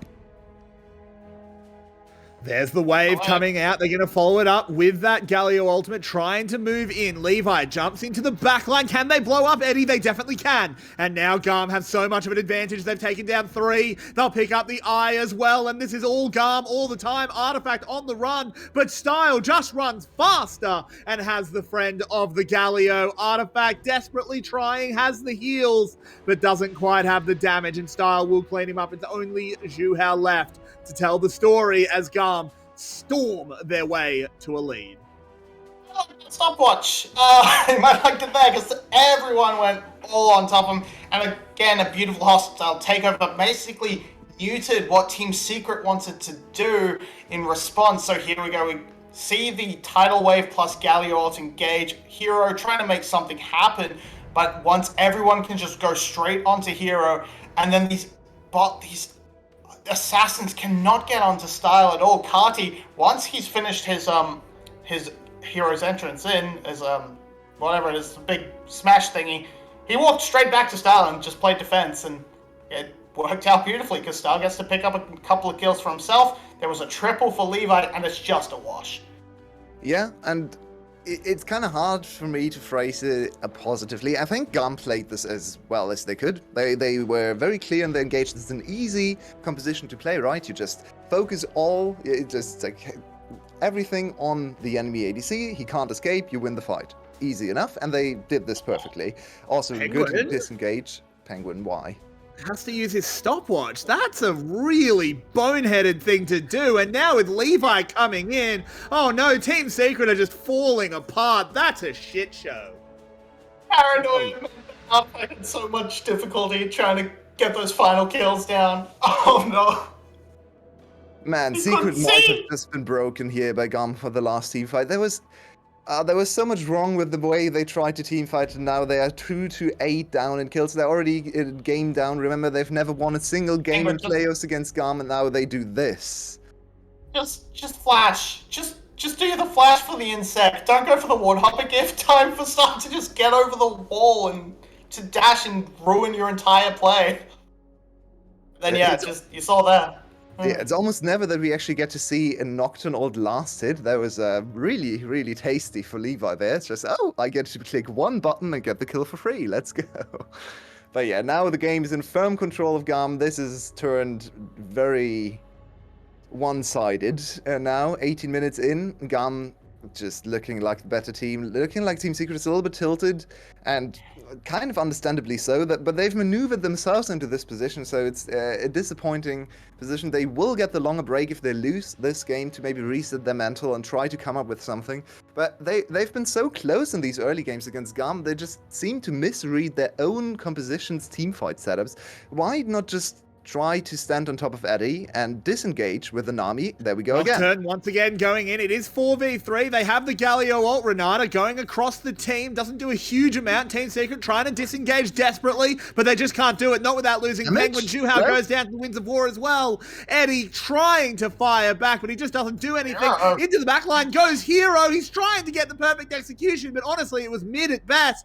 And all of Team Secret are getting cleared out. Eddie forgets to dodge the Zeri W. Goes very low, but doesn't go down. 3 for 0. And 3 for 1. That might be a little bit of an untilted there for an artifact. That's a pretty funny kill. Maybe that actually gives them a little bit of a second wind here in the series, hopefully. I think Cardi said something rude to Style before the game, because he definitely stepped back into that so he could kill Cardi. Yeah, just absolute. Yeah, all right. that was without the lockdown as well. So Kiaya is still bot lane. He's teleporting in now, and they still just put out so much damage. Not able to really get much down from the Renata roll, but the second engage from Cardi is really nice. Picks up 2, and then finally they just keep going. They just keep going. Why do you do this, hero? You can't do this. You can't go into 5 people like that. It's certainly a little bit of tilt. We love that. Hero.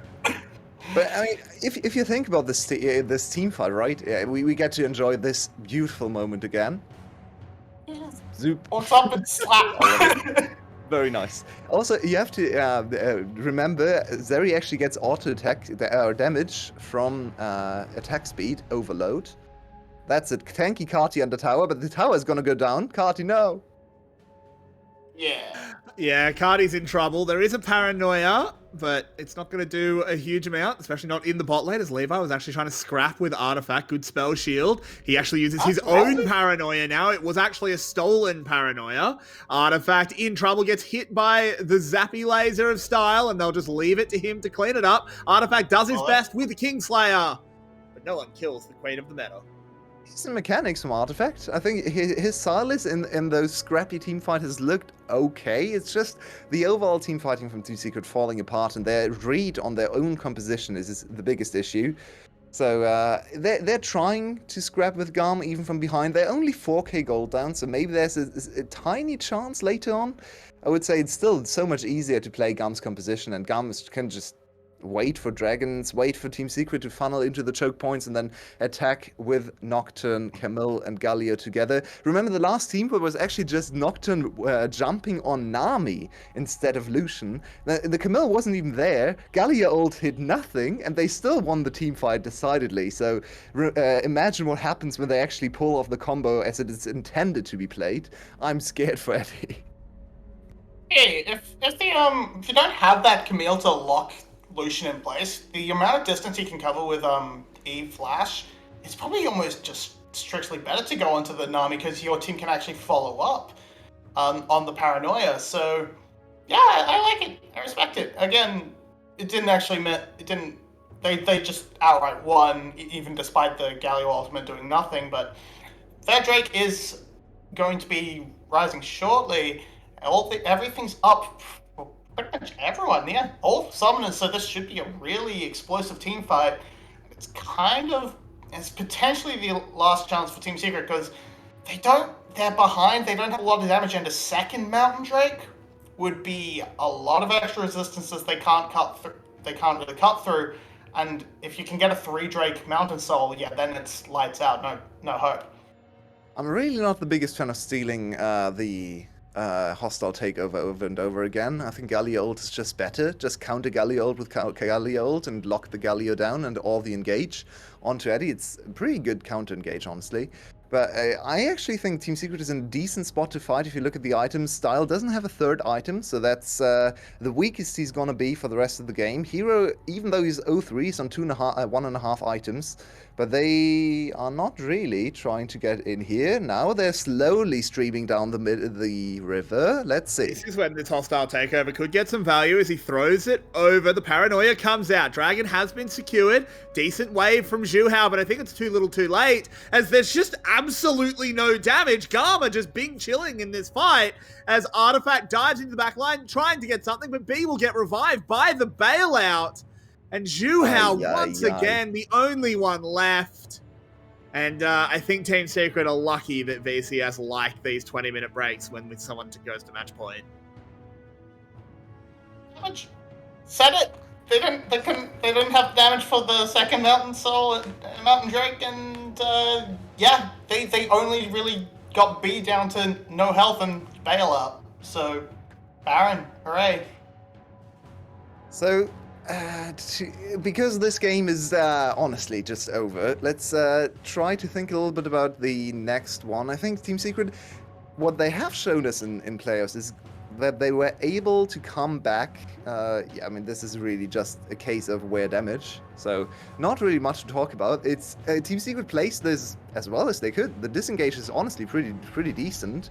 I really don't like the hostile takeover still, because it doesn't deal any damage. You kind of need damage from the Silas, because otherwise this is going to happen, where GAM can just scrap forever, just use their melee gems, multiple rotations of auto attacks and spells, and no one dies. But in the end, the game is now in an almost unsalvageable state, and I think Team Secret has to go back to the drawing board, come up with a different strategy. They've done this. They've turned over their initial players' preparation against SGB completely in their series against SBTC. They came up in the first game with 4 different picks that they had never played before in any of the SGB games, so I think they can do it. They can reset and maybe find another approach.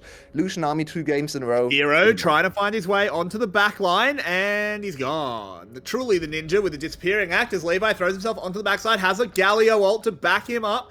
Kiaya, keeping said that was actually a stolen Galio ult. I tell a lie, as it is just Artifact in the middle of the enemy team, taken down, and I think we call that a professional FF, as I think GAM might just walk in and win the game here at 26 minutes. You can't even kill the Nocturne. And Nocturne's not he's built mostly tank Strikebreaker into tank stats, but still not a tanky character by any means. And he's just sitting there and fighting and can't die. Galio is doing more damage than your Silas and your Lucian combined. Yeah. Galio do be slapping. Galio do be slapping. He has items for starter. That's a significant advantage he does have. It's a little bit of a depressing watch, and the Akali in top lane hasn't really done anything, hasn't accomplished anything. I think he tried to channel his inner Enper. His Enper in one of the games against GAM was actually very successful in locking down Styles Zeri in the team fights. They didn't win the game, but at least they killed Style over and over again.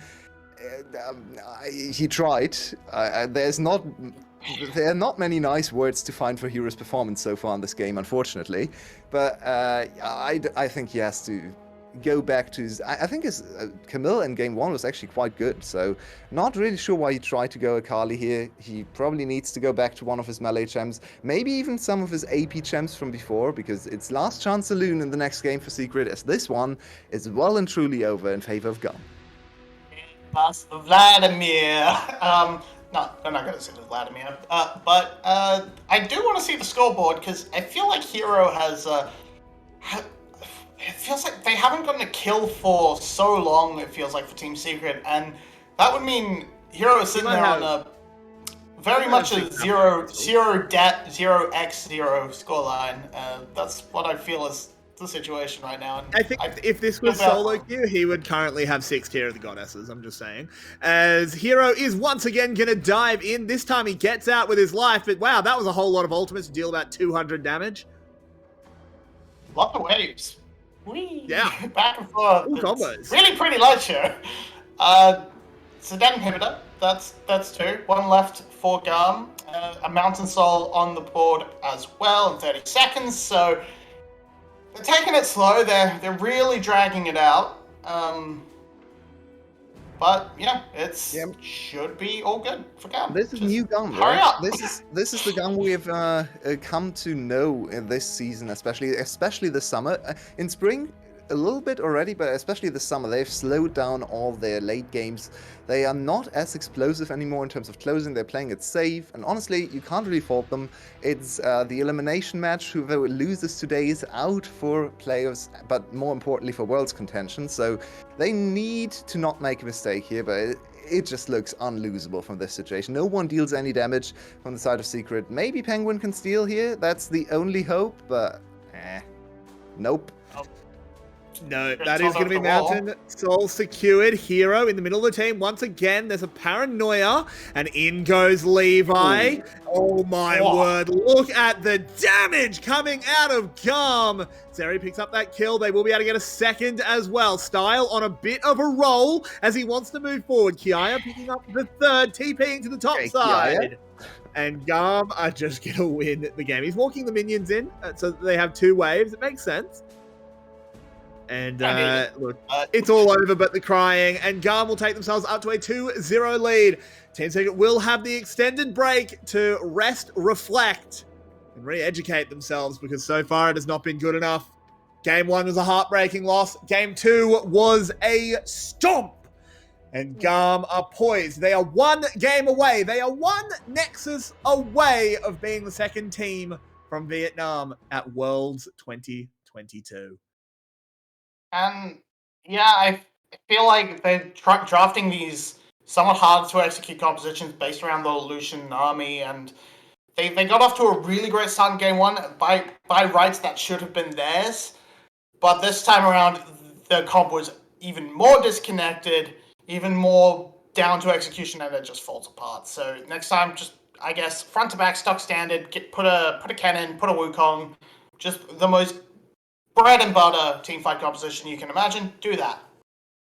Yeah, now 2 losses on Lucian Army. Do you move away from it? Do you go Lucian Army again just because, like, at this point, it Move would... away. Yeah. Yeah, Get out. I mean, there are Stop two playing it. philosophies about that, right? But we have to see. It's a long pause now, maybe enough to reset. We've seen teams come back from these situations, especially in Game 3. It was SPDC won the third game against GAM, I believe.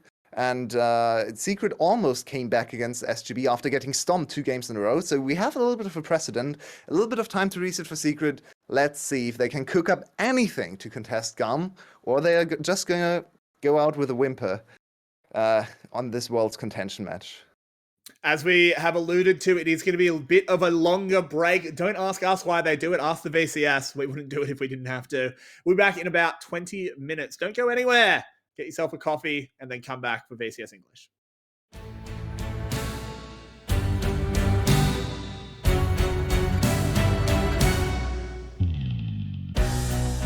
Getting lost, singing their song. Oh, caught up in all I've done. Oh, it's all I know, but not what I need. Oh, caught by my love, caught till I bleed. So I want to run to your shelter tonight. Run to the shelter tonight. United in silent resistance of bowing to false kings. So let me run to your shelter tonight. Run from this meaningless pantomime. I swallow my pride. Give up the pretense of bowing to false kings. But the smile's liquid and smooth. Took their words for the truth. Edge of light and shade. My broken soul once more enslaved. So I want to run to your shelter tonight. Run to the shelter tonight. United in silent resistance of bowing to false kings. So let me run to your shelter tonight. Run from this meaningless pantomime. I see the false kings. I see that all this must end. When there's no love in my embrace, cold blood runs through my veins. If I soar without grace, do I still soar? I need that love in your embrace. Open doors, brand new ways, and my world that erase, and I'm yours. So I want to run to your shelter tonight. Run to the shelter tonight. United in silent resistance of bowing to false kings. So let me run to your shelter tonight. Run from this meaningless pantomime. I swallow my pride, give up the pretense. Yes, I wind down and I dined on that cyanide.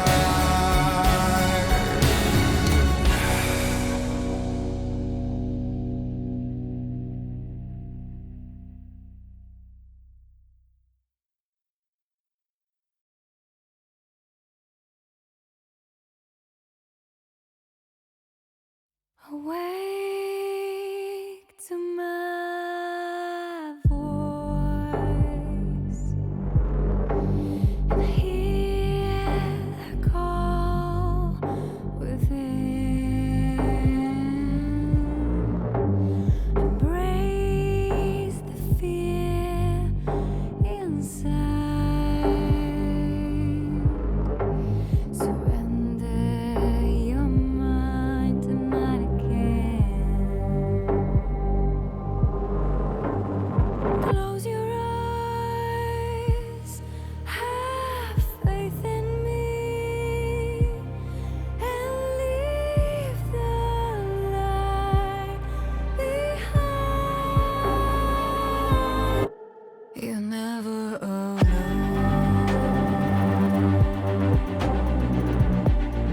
Whenever it's gone, let the shadows take hold.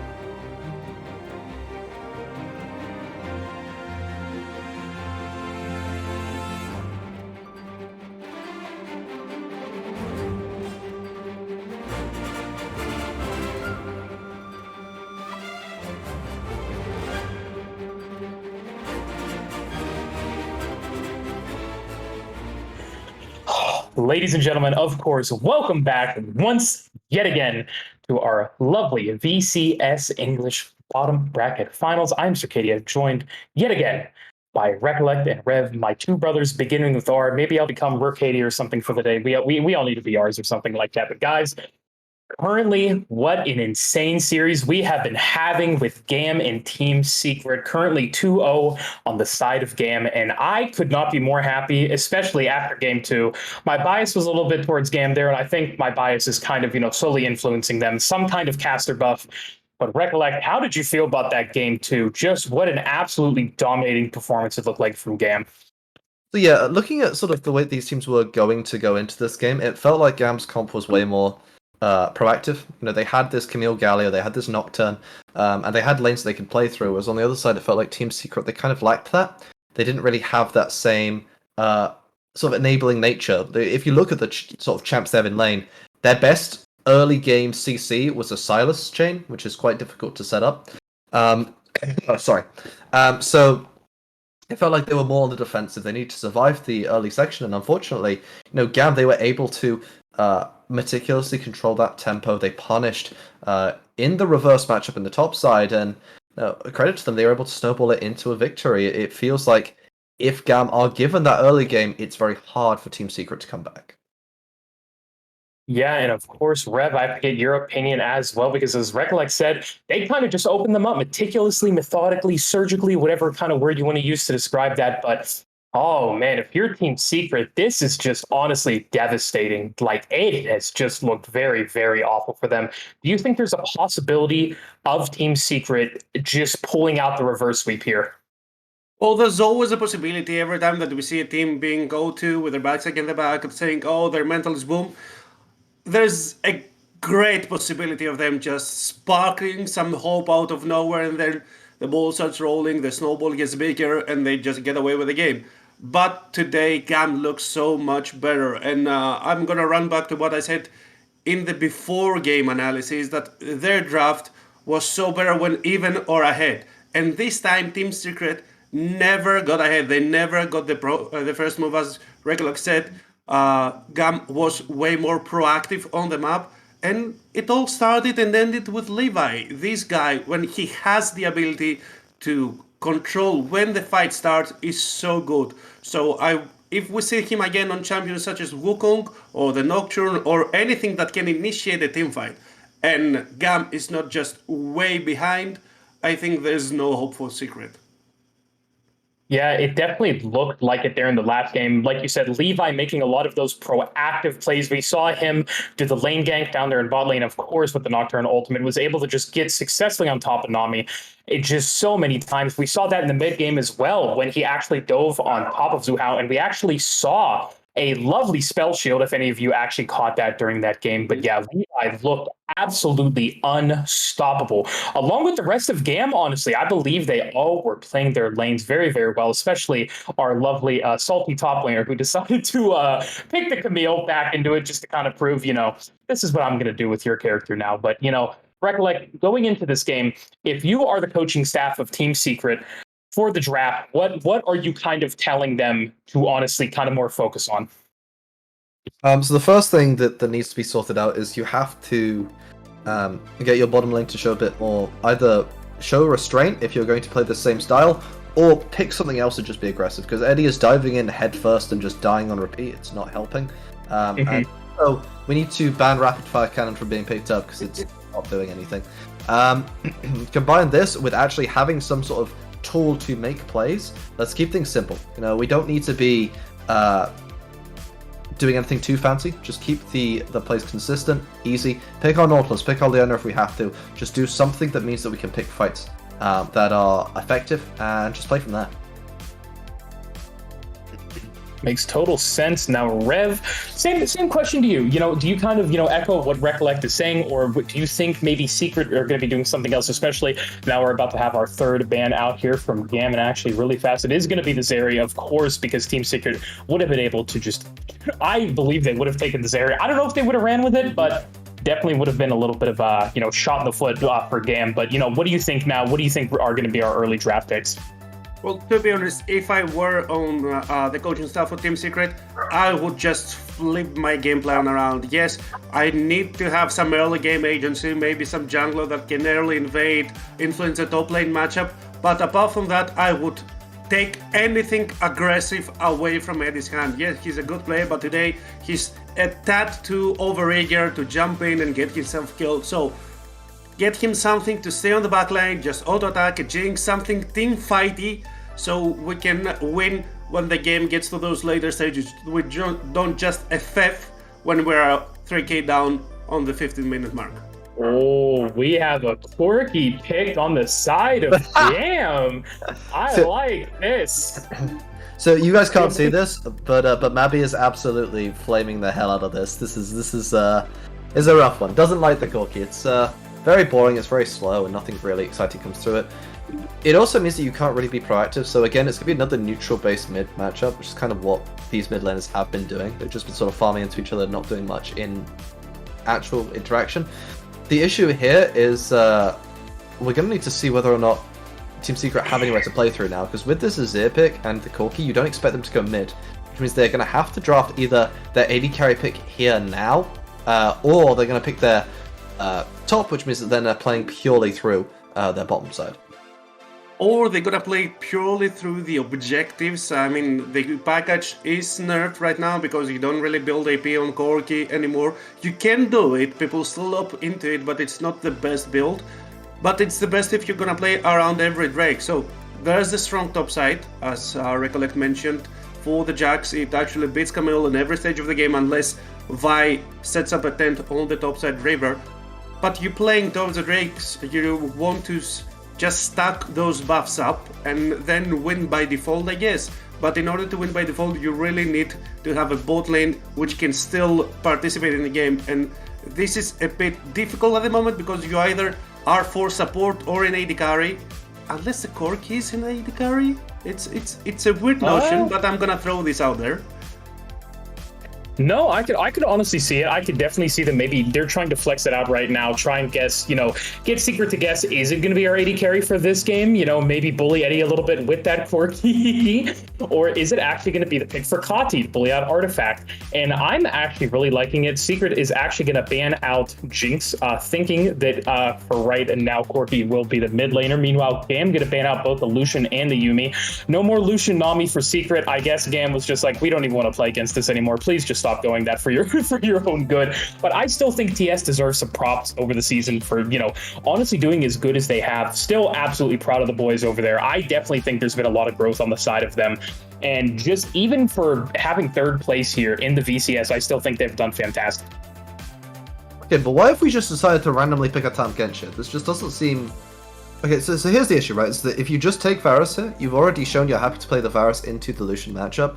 There isn't really a whole lot on the table that's particularly meta-defining. In fact, the Lucian is banned anyway, so you're happy with your pick.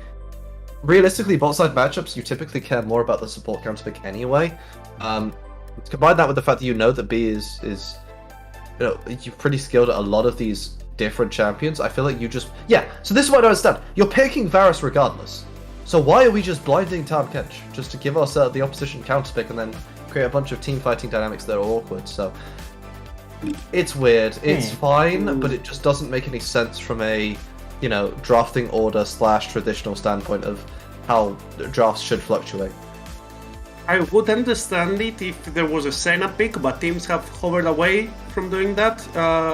So yeah, it's a little bit weird on the pick order for the side of GAM, and I don't see a clear win condition for their team composition. And usually when that happens in the VCS, you see players trying to do different stuff, a team feeling disconnected from each other, and that's how you lose games. And in a game 3, that's how reverse sweeps happen.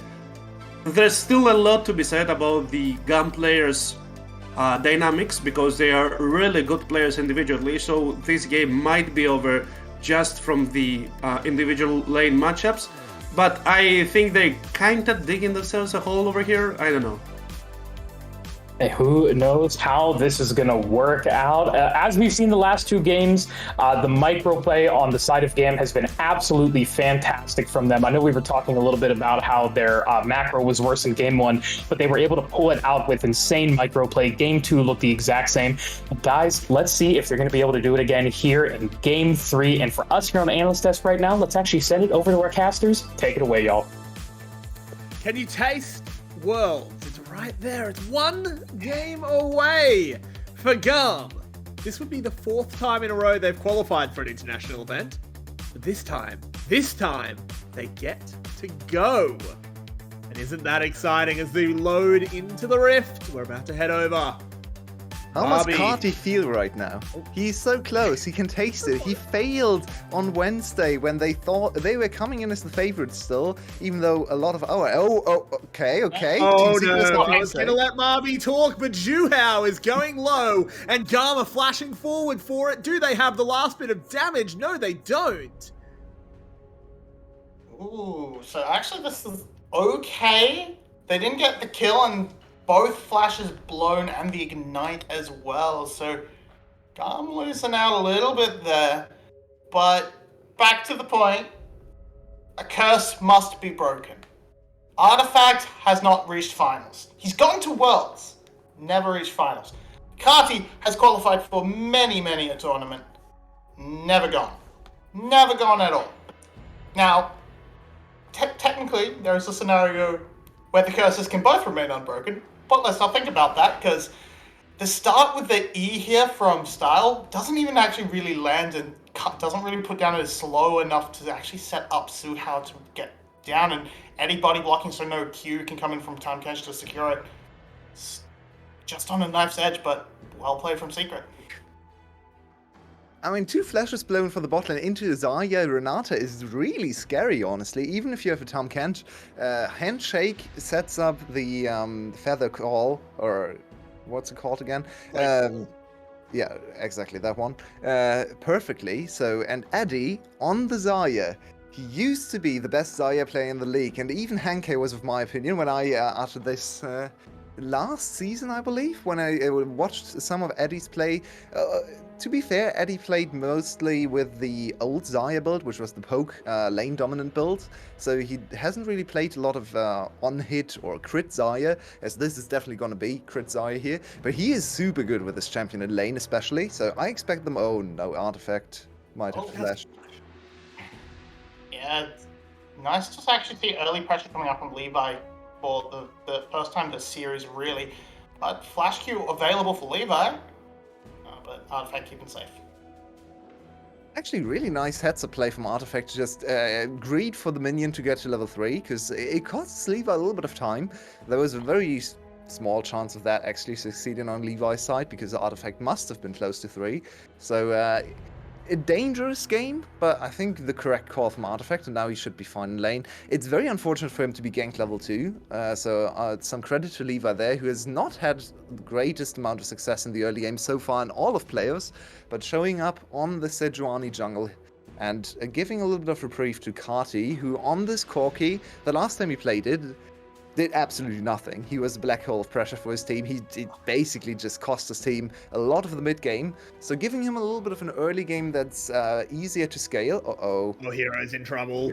Levi's here. The Counter-Strike stun doesn't land. Can Hero go for a 1-for-1? He's going to use the Ignite, but Kiaya can just walk away. Let Levi do the rest, if he can in time. Hookshot wall dive can't be too much further away. Kiaya flash jump W and brings down the Camille. We go to the...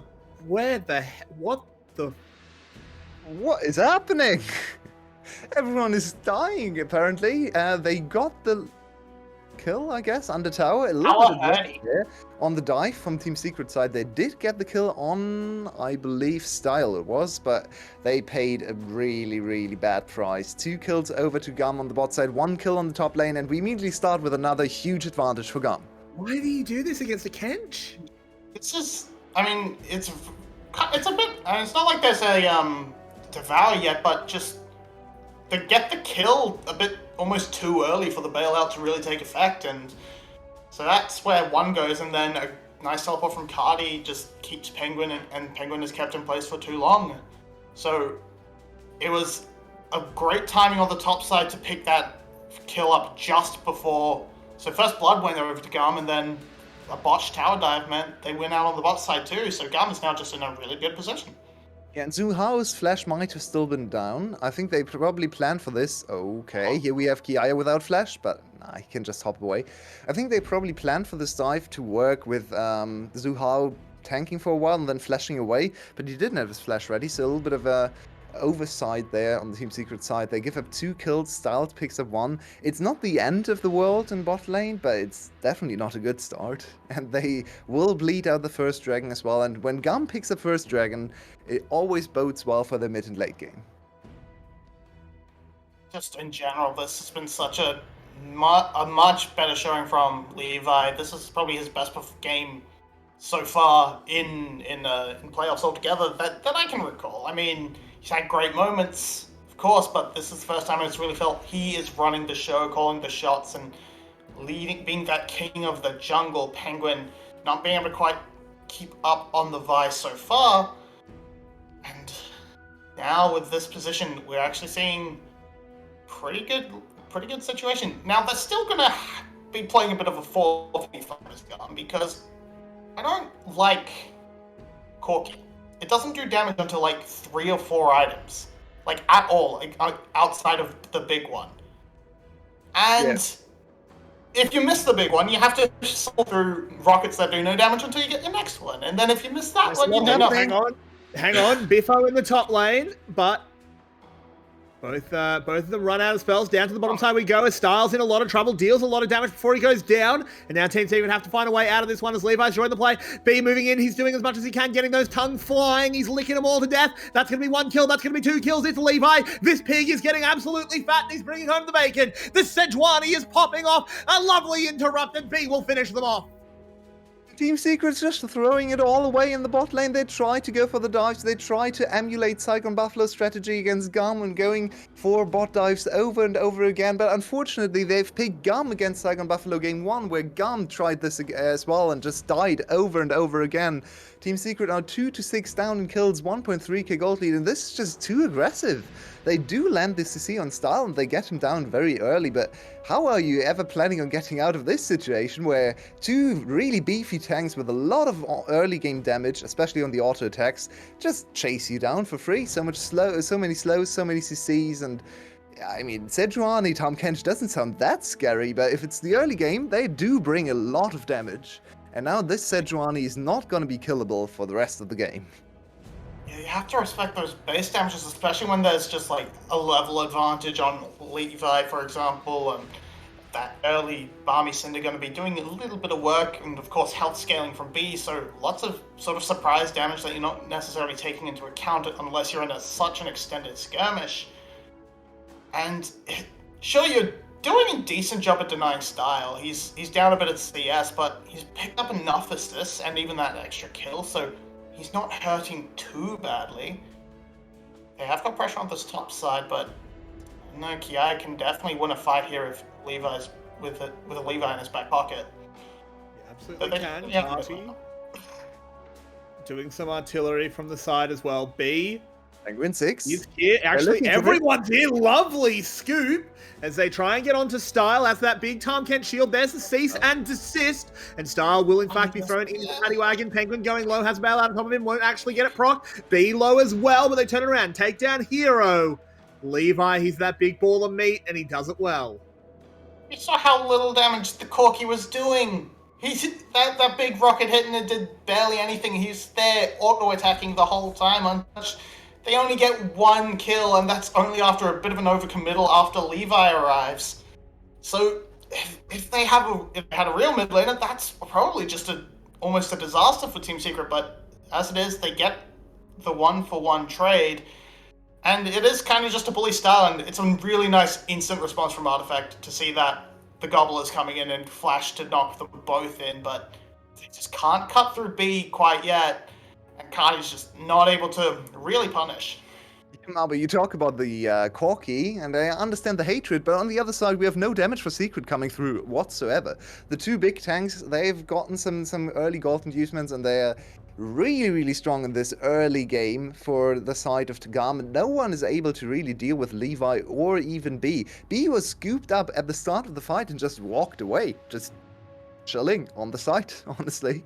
And now GAM, still with a huge advantage here in positioning, is gonna collect the other early objective. And when one team gets both of the early objectives, you know the game is heavily in their favor. 7-3 now in kills, and almost looking at a 2k gold lead, which is gonna grow even more with the first Herald. We have a tower in top lane that's gonna be under attack soon, most likely.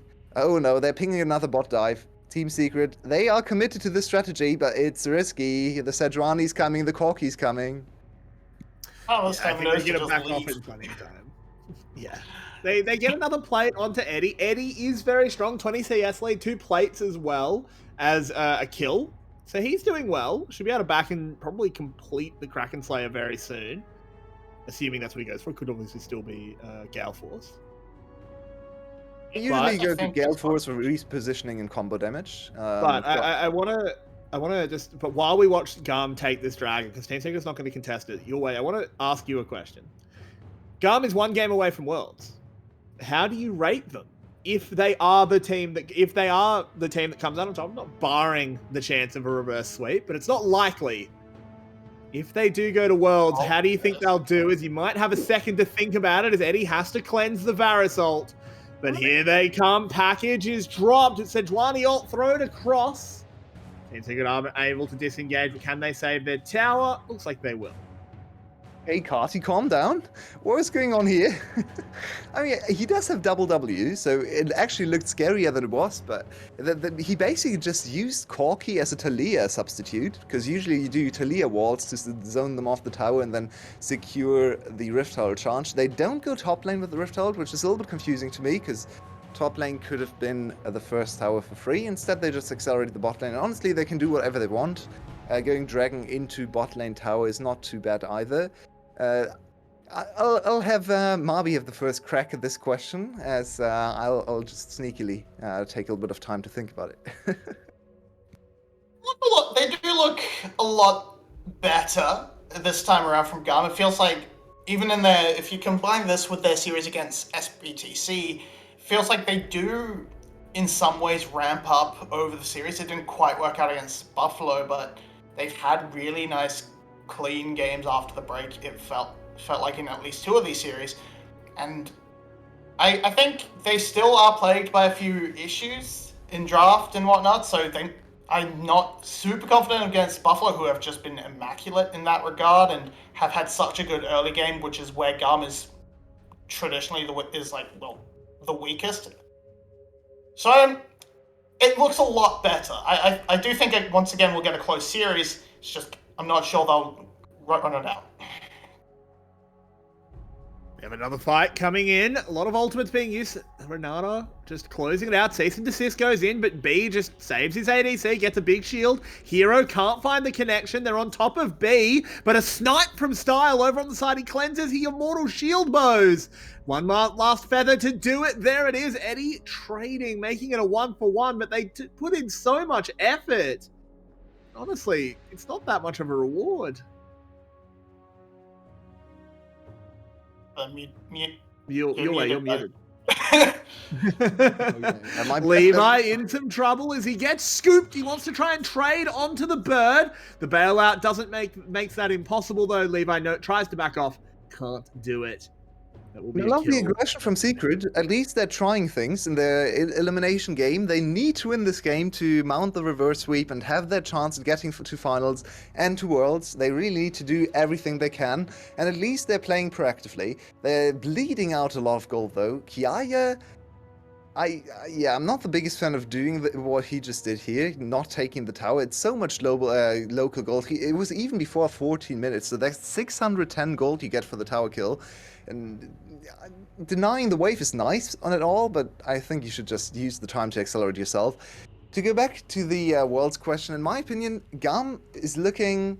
It's very hard to read if GAM is going to do better or worse than prior iterations, because if you think back to 2019, the last time they've been to Worlds, they dominated everyone. They went undefeated in game score in the playoffs against the likes of Loki and Flash, and we were super hyped for them. And then they kind of lost themselves in the world's meta and looked pretty bad. This time they're not that dominant, especially in the early game. They look pretty weak in the early game. Don't really come up with huge plans or super dominant early laning phases. But the mid and late game looks relatively clean. They have decent macro, very good cross maps. So that might actually be the better look for GAM in international competition, because it's likely they're not going to smash everyone over there, right? So I'm actually hopeful. Penguin's not. The kill. Yep. Penguin's not hopeful. B wandering forward, big tongue wobbling, but gets dissuaded by the Renata ultimate.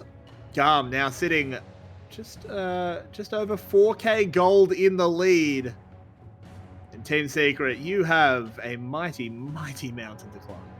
This is not a criticism at all, but I wonder if Kiyo's enjoying his game of PvE.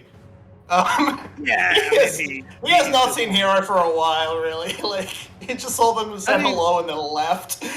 I mean, your way, He's maybe just you have some enjoying it. comments on that. Of course, you are German, so therefore have to be an expert on Farming Simulator. Never played it in my life, but Yaya is certainly putting in a good show here for all the Farming Simulator fans. I don't think this fight is feasible at all for Team Secret, so they should just probably try to play their own Farming Simulator, as Hero, in the meantime, has actually dropped 2 levels below Yaya. Nope, we are contesting this. We are just trying to throw ourselves. Maybe some miracle happens, so let's see if Secret can do anything here. No. Just a lot of times, I think the kind of miracle you're asking for at this point is a meteor at GAM's house. I mean, Hero has a little bit of a poke, but he's dealing negative damage to Levi. yeah, Cardi's starting to land some of the big ones. Able to do a little bit of chunking to Hero out. He's slowly scaling up. He's been unharassed pretty much entirely this game, because they have just been killing Style over and over again. It's basically cyberbullying at this point, but the rest of GAM is just doing so well that it doesn't really matter that Style is probably, I think, 4 of those 5 kills that Team Secret has. Mm-hmm. But because they've just committed so much for him and traded back far too much as well. Yeah, and at this point, the desperation really is quite visible. Oh, that's a really good catch from Style, showing us some of the potential. Wow, nice skill steal being there. That was very unnecessary. At this point, he's doing it on purpose. Yeah, poor Style. He's actually playing a decent game of Varus. They're very nice ultimates. And I'm quite intrigued to see what Varus does for the meta in finals, because ADC meta and ADC position in general was one of the big factors for SGB beating GAM, being the first team to enter finals and worlds from the side of VCS. And we have the rematch very likely now on the cards on Sunday. Why do we walk back into that? Eddie, please stop. Thank you. So now GAM trying to establish this Varus, and the Varus might be able to disturb Saigon Buffalo's advantage in the drafting phase, because so far Style has only played 6 champions, apart from the Varus in the bot lane, and on the other side we have Saigon Buffalo's Shogun with 11 or 13 champions or something, so they have much more draft variety over in the bot lane, and this Varus might really be the answer GAM is trying to cook up into the matchup against Saigon Buffalo. It's certainly been, there's been so much AD carry focus in the bans as well, and since that, it's sort of been the push down over things like the Draven and such, which is, you could say it's a little bit of an interesting one, considering what the meta has been, but so far the Varus, sure, you've seen the weaknesses of it, it's very immobile and can be punished, but it's not that much different than a Jinx or a Sivir in that regard, so it's been played quite well, and Cardi in trouble. Is he though? Or not. Is he? Or not! Never mind! If you just don't kill the Corki, it's fine. I mean, they couldn't. Sorry. Yeah, couldn't. Team Secret showing us how to not dive the whole game here. They have tried so many dives in this game, and it's definitely reeking of desperation. But honestly, what else can they do? The enemy team composition is so safe. They have so many defensive tools, so trying to break through all their zoning, all their front line. The towers really are the best chance of doing that, because that's where anyone is ever alone from GAM's composition, but they're just not able to confirm the kills. Look at this damage on Levi. I mean, it's not pitiful. He's dealing a decent amount, but Levi is still able to tank everything here. And Eddie on the Zaya might be the only hope for his team, but it's a very slim chance of succeeding. Let's have a look up to the top lane at this failed dive. It's such a, just, I guess, Hero trying to leave a little bit too early, and then caught out on the rotation is where he goes down, and then Penguin's sort of like, okay, I have to try and get this one back, and can't quite get it done because of the arrival from Kiaya. And yet Levi, he took all that damage. It means nothing because he has rushed a Warmogs. He is going to take a lot of damage and regen it, because that's it. He does not want to. He's going to just sit there, absorb as much as they can so they can siege onto towers and slowly build up a nice effective and just be that really big beefy frontline. This makes the composition almost impenetrable now, because what you can do with this Warmog's Sejuani plus super high range on Kati and style is just put the Sejuani in front of them. The two long range artillery people just sit behind her. She soaks absolutely every engage attempt, or just engages herself if she sees the opportunity, and the other two are safe. You even have B as a backup, and here we go again, GAM on the move. Yeah, Cardi diving in and does some work, immediately picking up two. What do you think of that one, Marby? Hero into the backside, Hextech ultimatum, trying to do anything. Bailout will do nothing but buy a second of time, and there's a freeze onto Eddie. Featherstorm coming out, it's the only thing that keeps him alive, but Kiaya doesn't want to let him, maybe a little bit too aggressive there, as he'll go down. Rifthold will charge, and GAM will back off and go get themselves a soul. Yeah, Kiaya only went for those extra kills because Cardia KS'd him. It was definitely all the Jax damage. Package still does a lot. There's a reason it's like a 6-minute cooldown. It does hurt, and it was played out extremely well from GAM. Yeah, a little bit of an overreach by Kiaya at the end, but it's enough to get them the 2 towers and a dragon. As we just coming through here, and they can just run it Team Secret until it sticks. They can really do whatever they want here. And Artifact! I'll explain after the replay. Go ahead, your way. This engage from Carty is really nice. He has played a very, very aggressive Corki, very different to the last time we saw him on Corki, where he was just really not doing much, but this time he's more of an engage tool, more setting up the rest of his team. He has so much damage on the rest of his members that he can really just poke his head into the enemy team, basically function as a Rumble ultimate, and honestly at this point GAM can do whatever they want. Look at this advantage now, 8k for GAM, they have a full soul at 22 minutes. There is no hope for Secret. They are once again gonna miss out on the finals. Artifact for, I don't even remember, 8th time, 9th time, failing at the last hurdle and not making it to the finals of the VCS. I just want to explain what happened. He wants to do it again. I just want to explain what happened there. Artifact got hit by the Varus ult and actually used his E at the exact same time. So Penguin being hunted down, cease and desist on to Cardi, but he'll go down. Yeah, he used his E at the same time, which actually made him move next to Penguin, spreading the Varus ult to Penguin. Penguin queued away to not get Varus ulted, and Artifact flashed on top of him to make sure that it did spread. It's a now complete we have a disaster. Baron fight coming in. Renata ultimate going across, but it's just two tanks slapping each other. Kiaya into the backside, getting a stun down, and Garma just going to walk over Team Secret. Eddie, the last chance, has gone down. Garm will claim the worm, and Worlds is getting closer, closer, and closer. Secret tries and tries and tries, but every single time they are trying to fight against GAM, they're just falling further behind. The whole game has just been GAM taking comfortable fights over and over again. It seems Secret running at them, trying everything, just hurling stuff at the wall, but nothing sticks so far. That wall is just, they can't deal with it, and now this game is just completely out of hands for Secret. GAM looking at a 3-0, finally looking like the team we expected coming into playoffs. This is their most dominant win, I think, so far in the entirety of playoffs.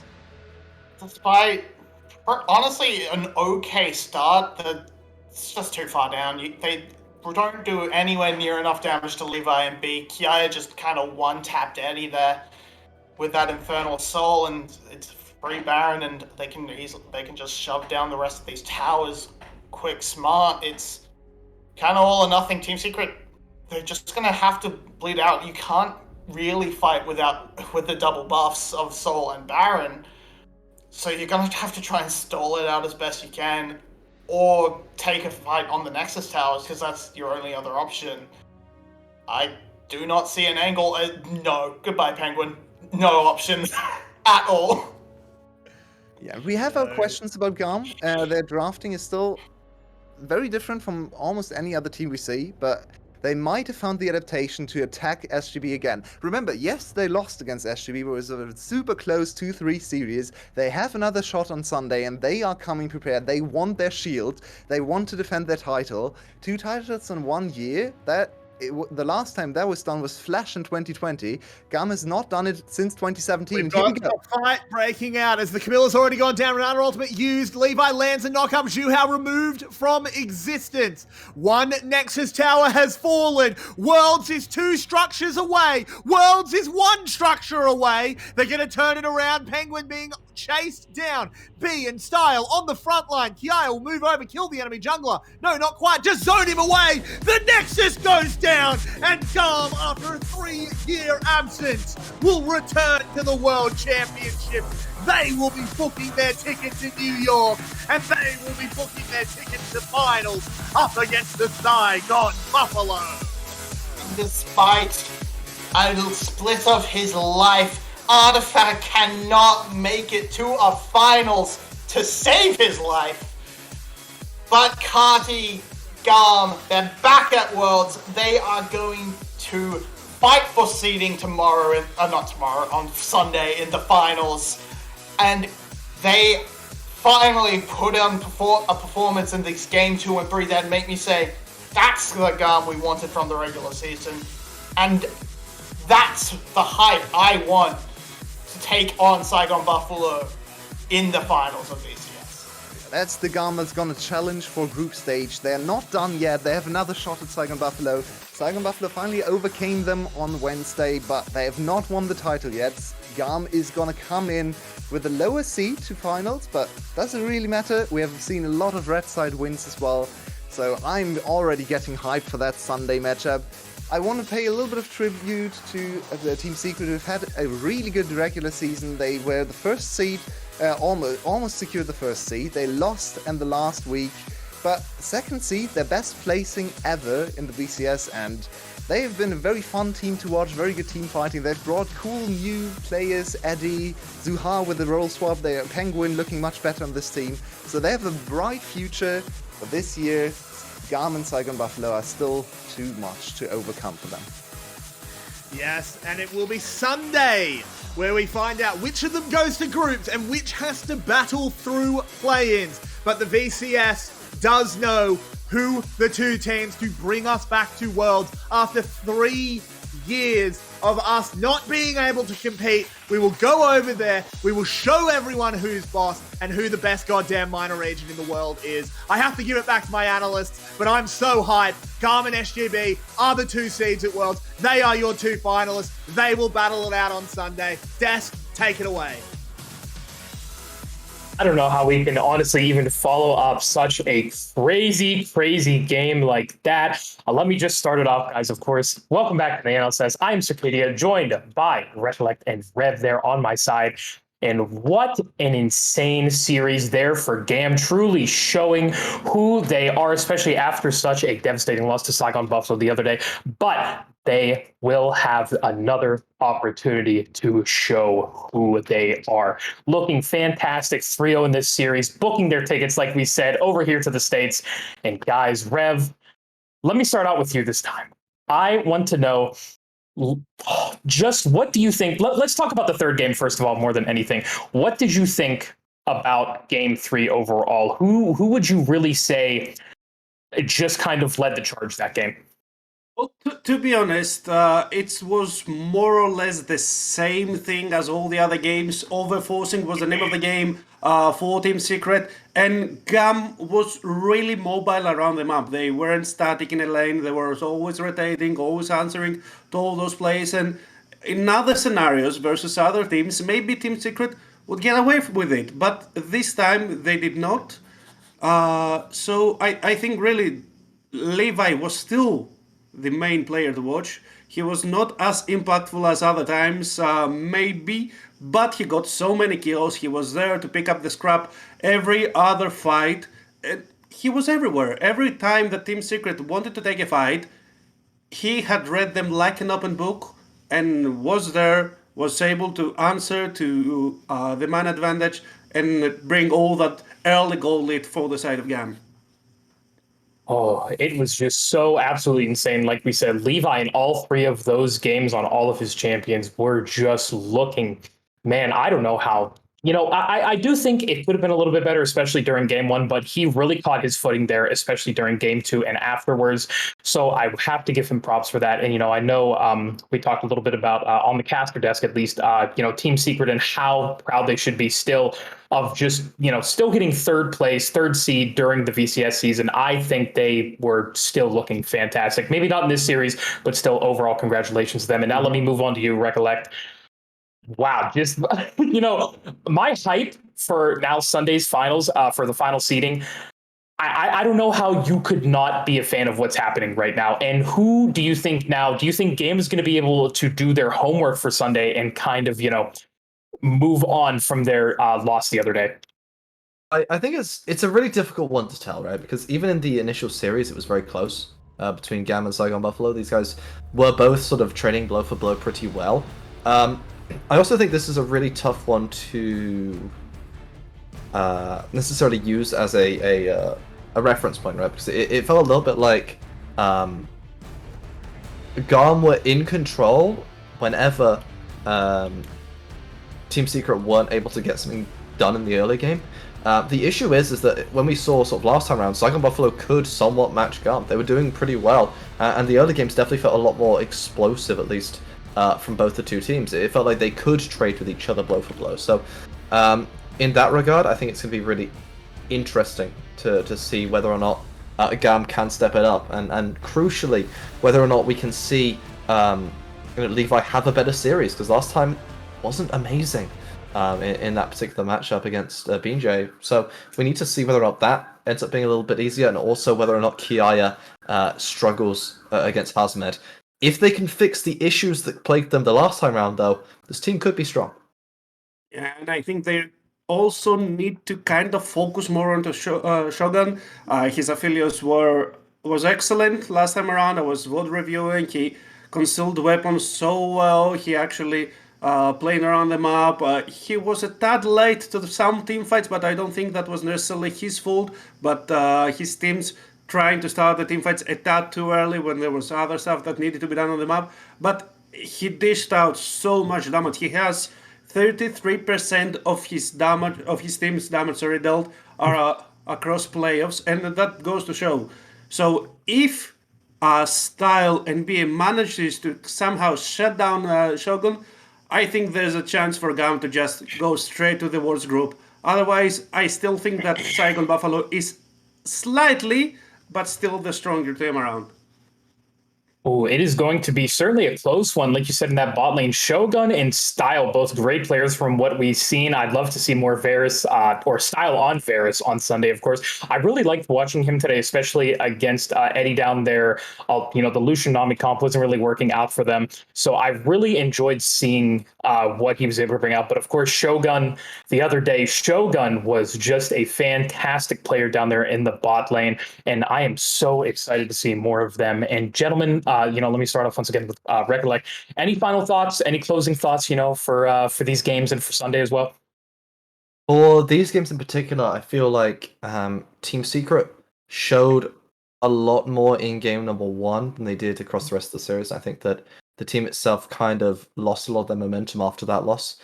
As far as the games in the future are concerned, I think that the bot lanes match up very well, but I wonder whether or not GAM will be able to make the adaptations required across some of the other lanes to level up, because at least over the course of this series, it still felt like there were a couple of issues within the jungle on the top side. And of course, Rev, same question to you. Oh, I think Recollect more or less covered everything that I had in mind, but that's the same. I really think that Team Circuit kind of collapsed in on itself after game one, after the first 15 minutes of game one. So I don't think that we got to see the best Team Secret around. It wasn't their day, and that happens, unfortunately. That's a professional sport we're talking about. On the other side, GAM really did well to capitalize on all of Team Secret's mistakes, almost not all, like 90% of them, in order to get back to the group stage. What do I expect from the finals? I expect a banger, finals, and if they keep moving across the map, if the teams keep being so mobile and so eager to capitalize across enemy team mistakes, I really think that we're going to see some upset in the world stage. Oh man, just talking about these games, I am so ready. The weekend cannot go by fast enough till Sunday. I am super, super excited, and I hope everybody out there is as well. Like we said, guys, Saigon Buffalo will be taking on GAM once again for the VCS finals there. And everybody, I want to thank you guys for having me on the desk today, hosting the analyst desk. Of course, thank you to Rev and Recollect and all of our lovely casters over there on the casting desk. Of course, the production team as well, our favorite. These graphics couldn't be made even better. We have such a lovely team over here, guys. And I think for now, that'll be it for us. We cannot wait to see you guys back here on Sunday for the finals. Get hyped for it. And until next time, guys, we'll see you then. Bye, everybody.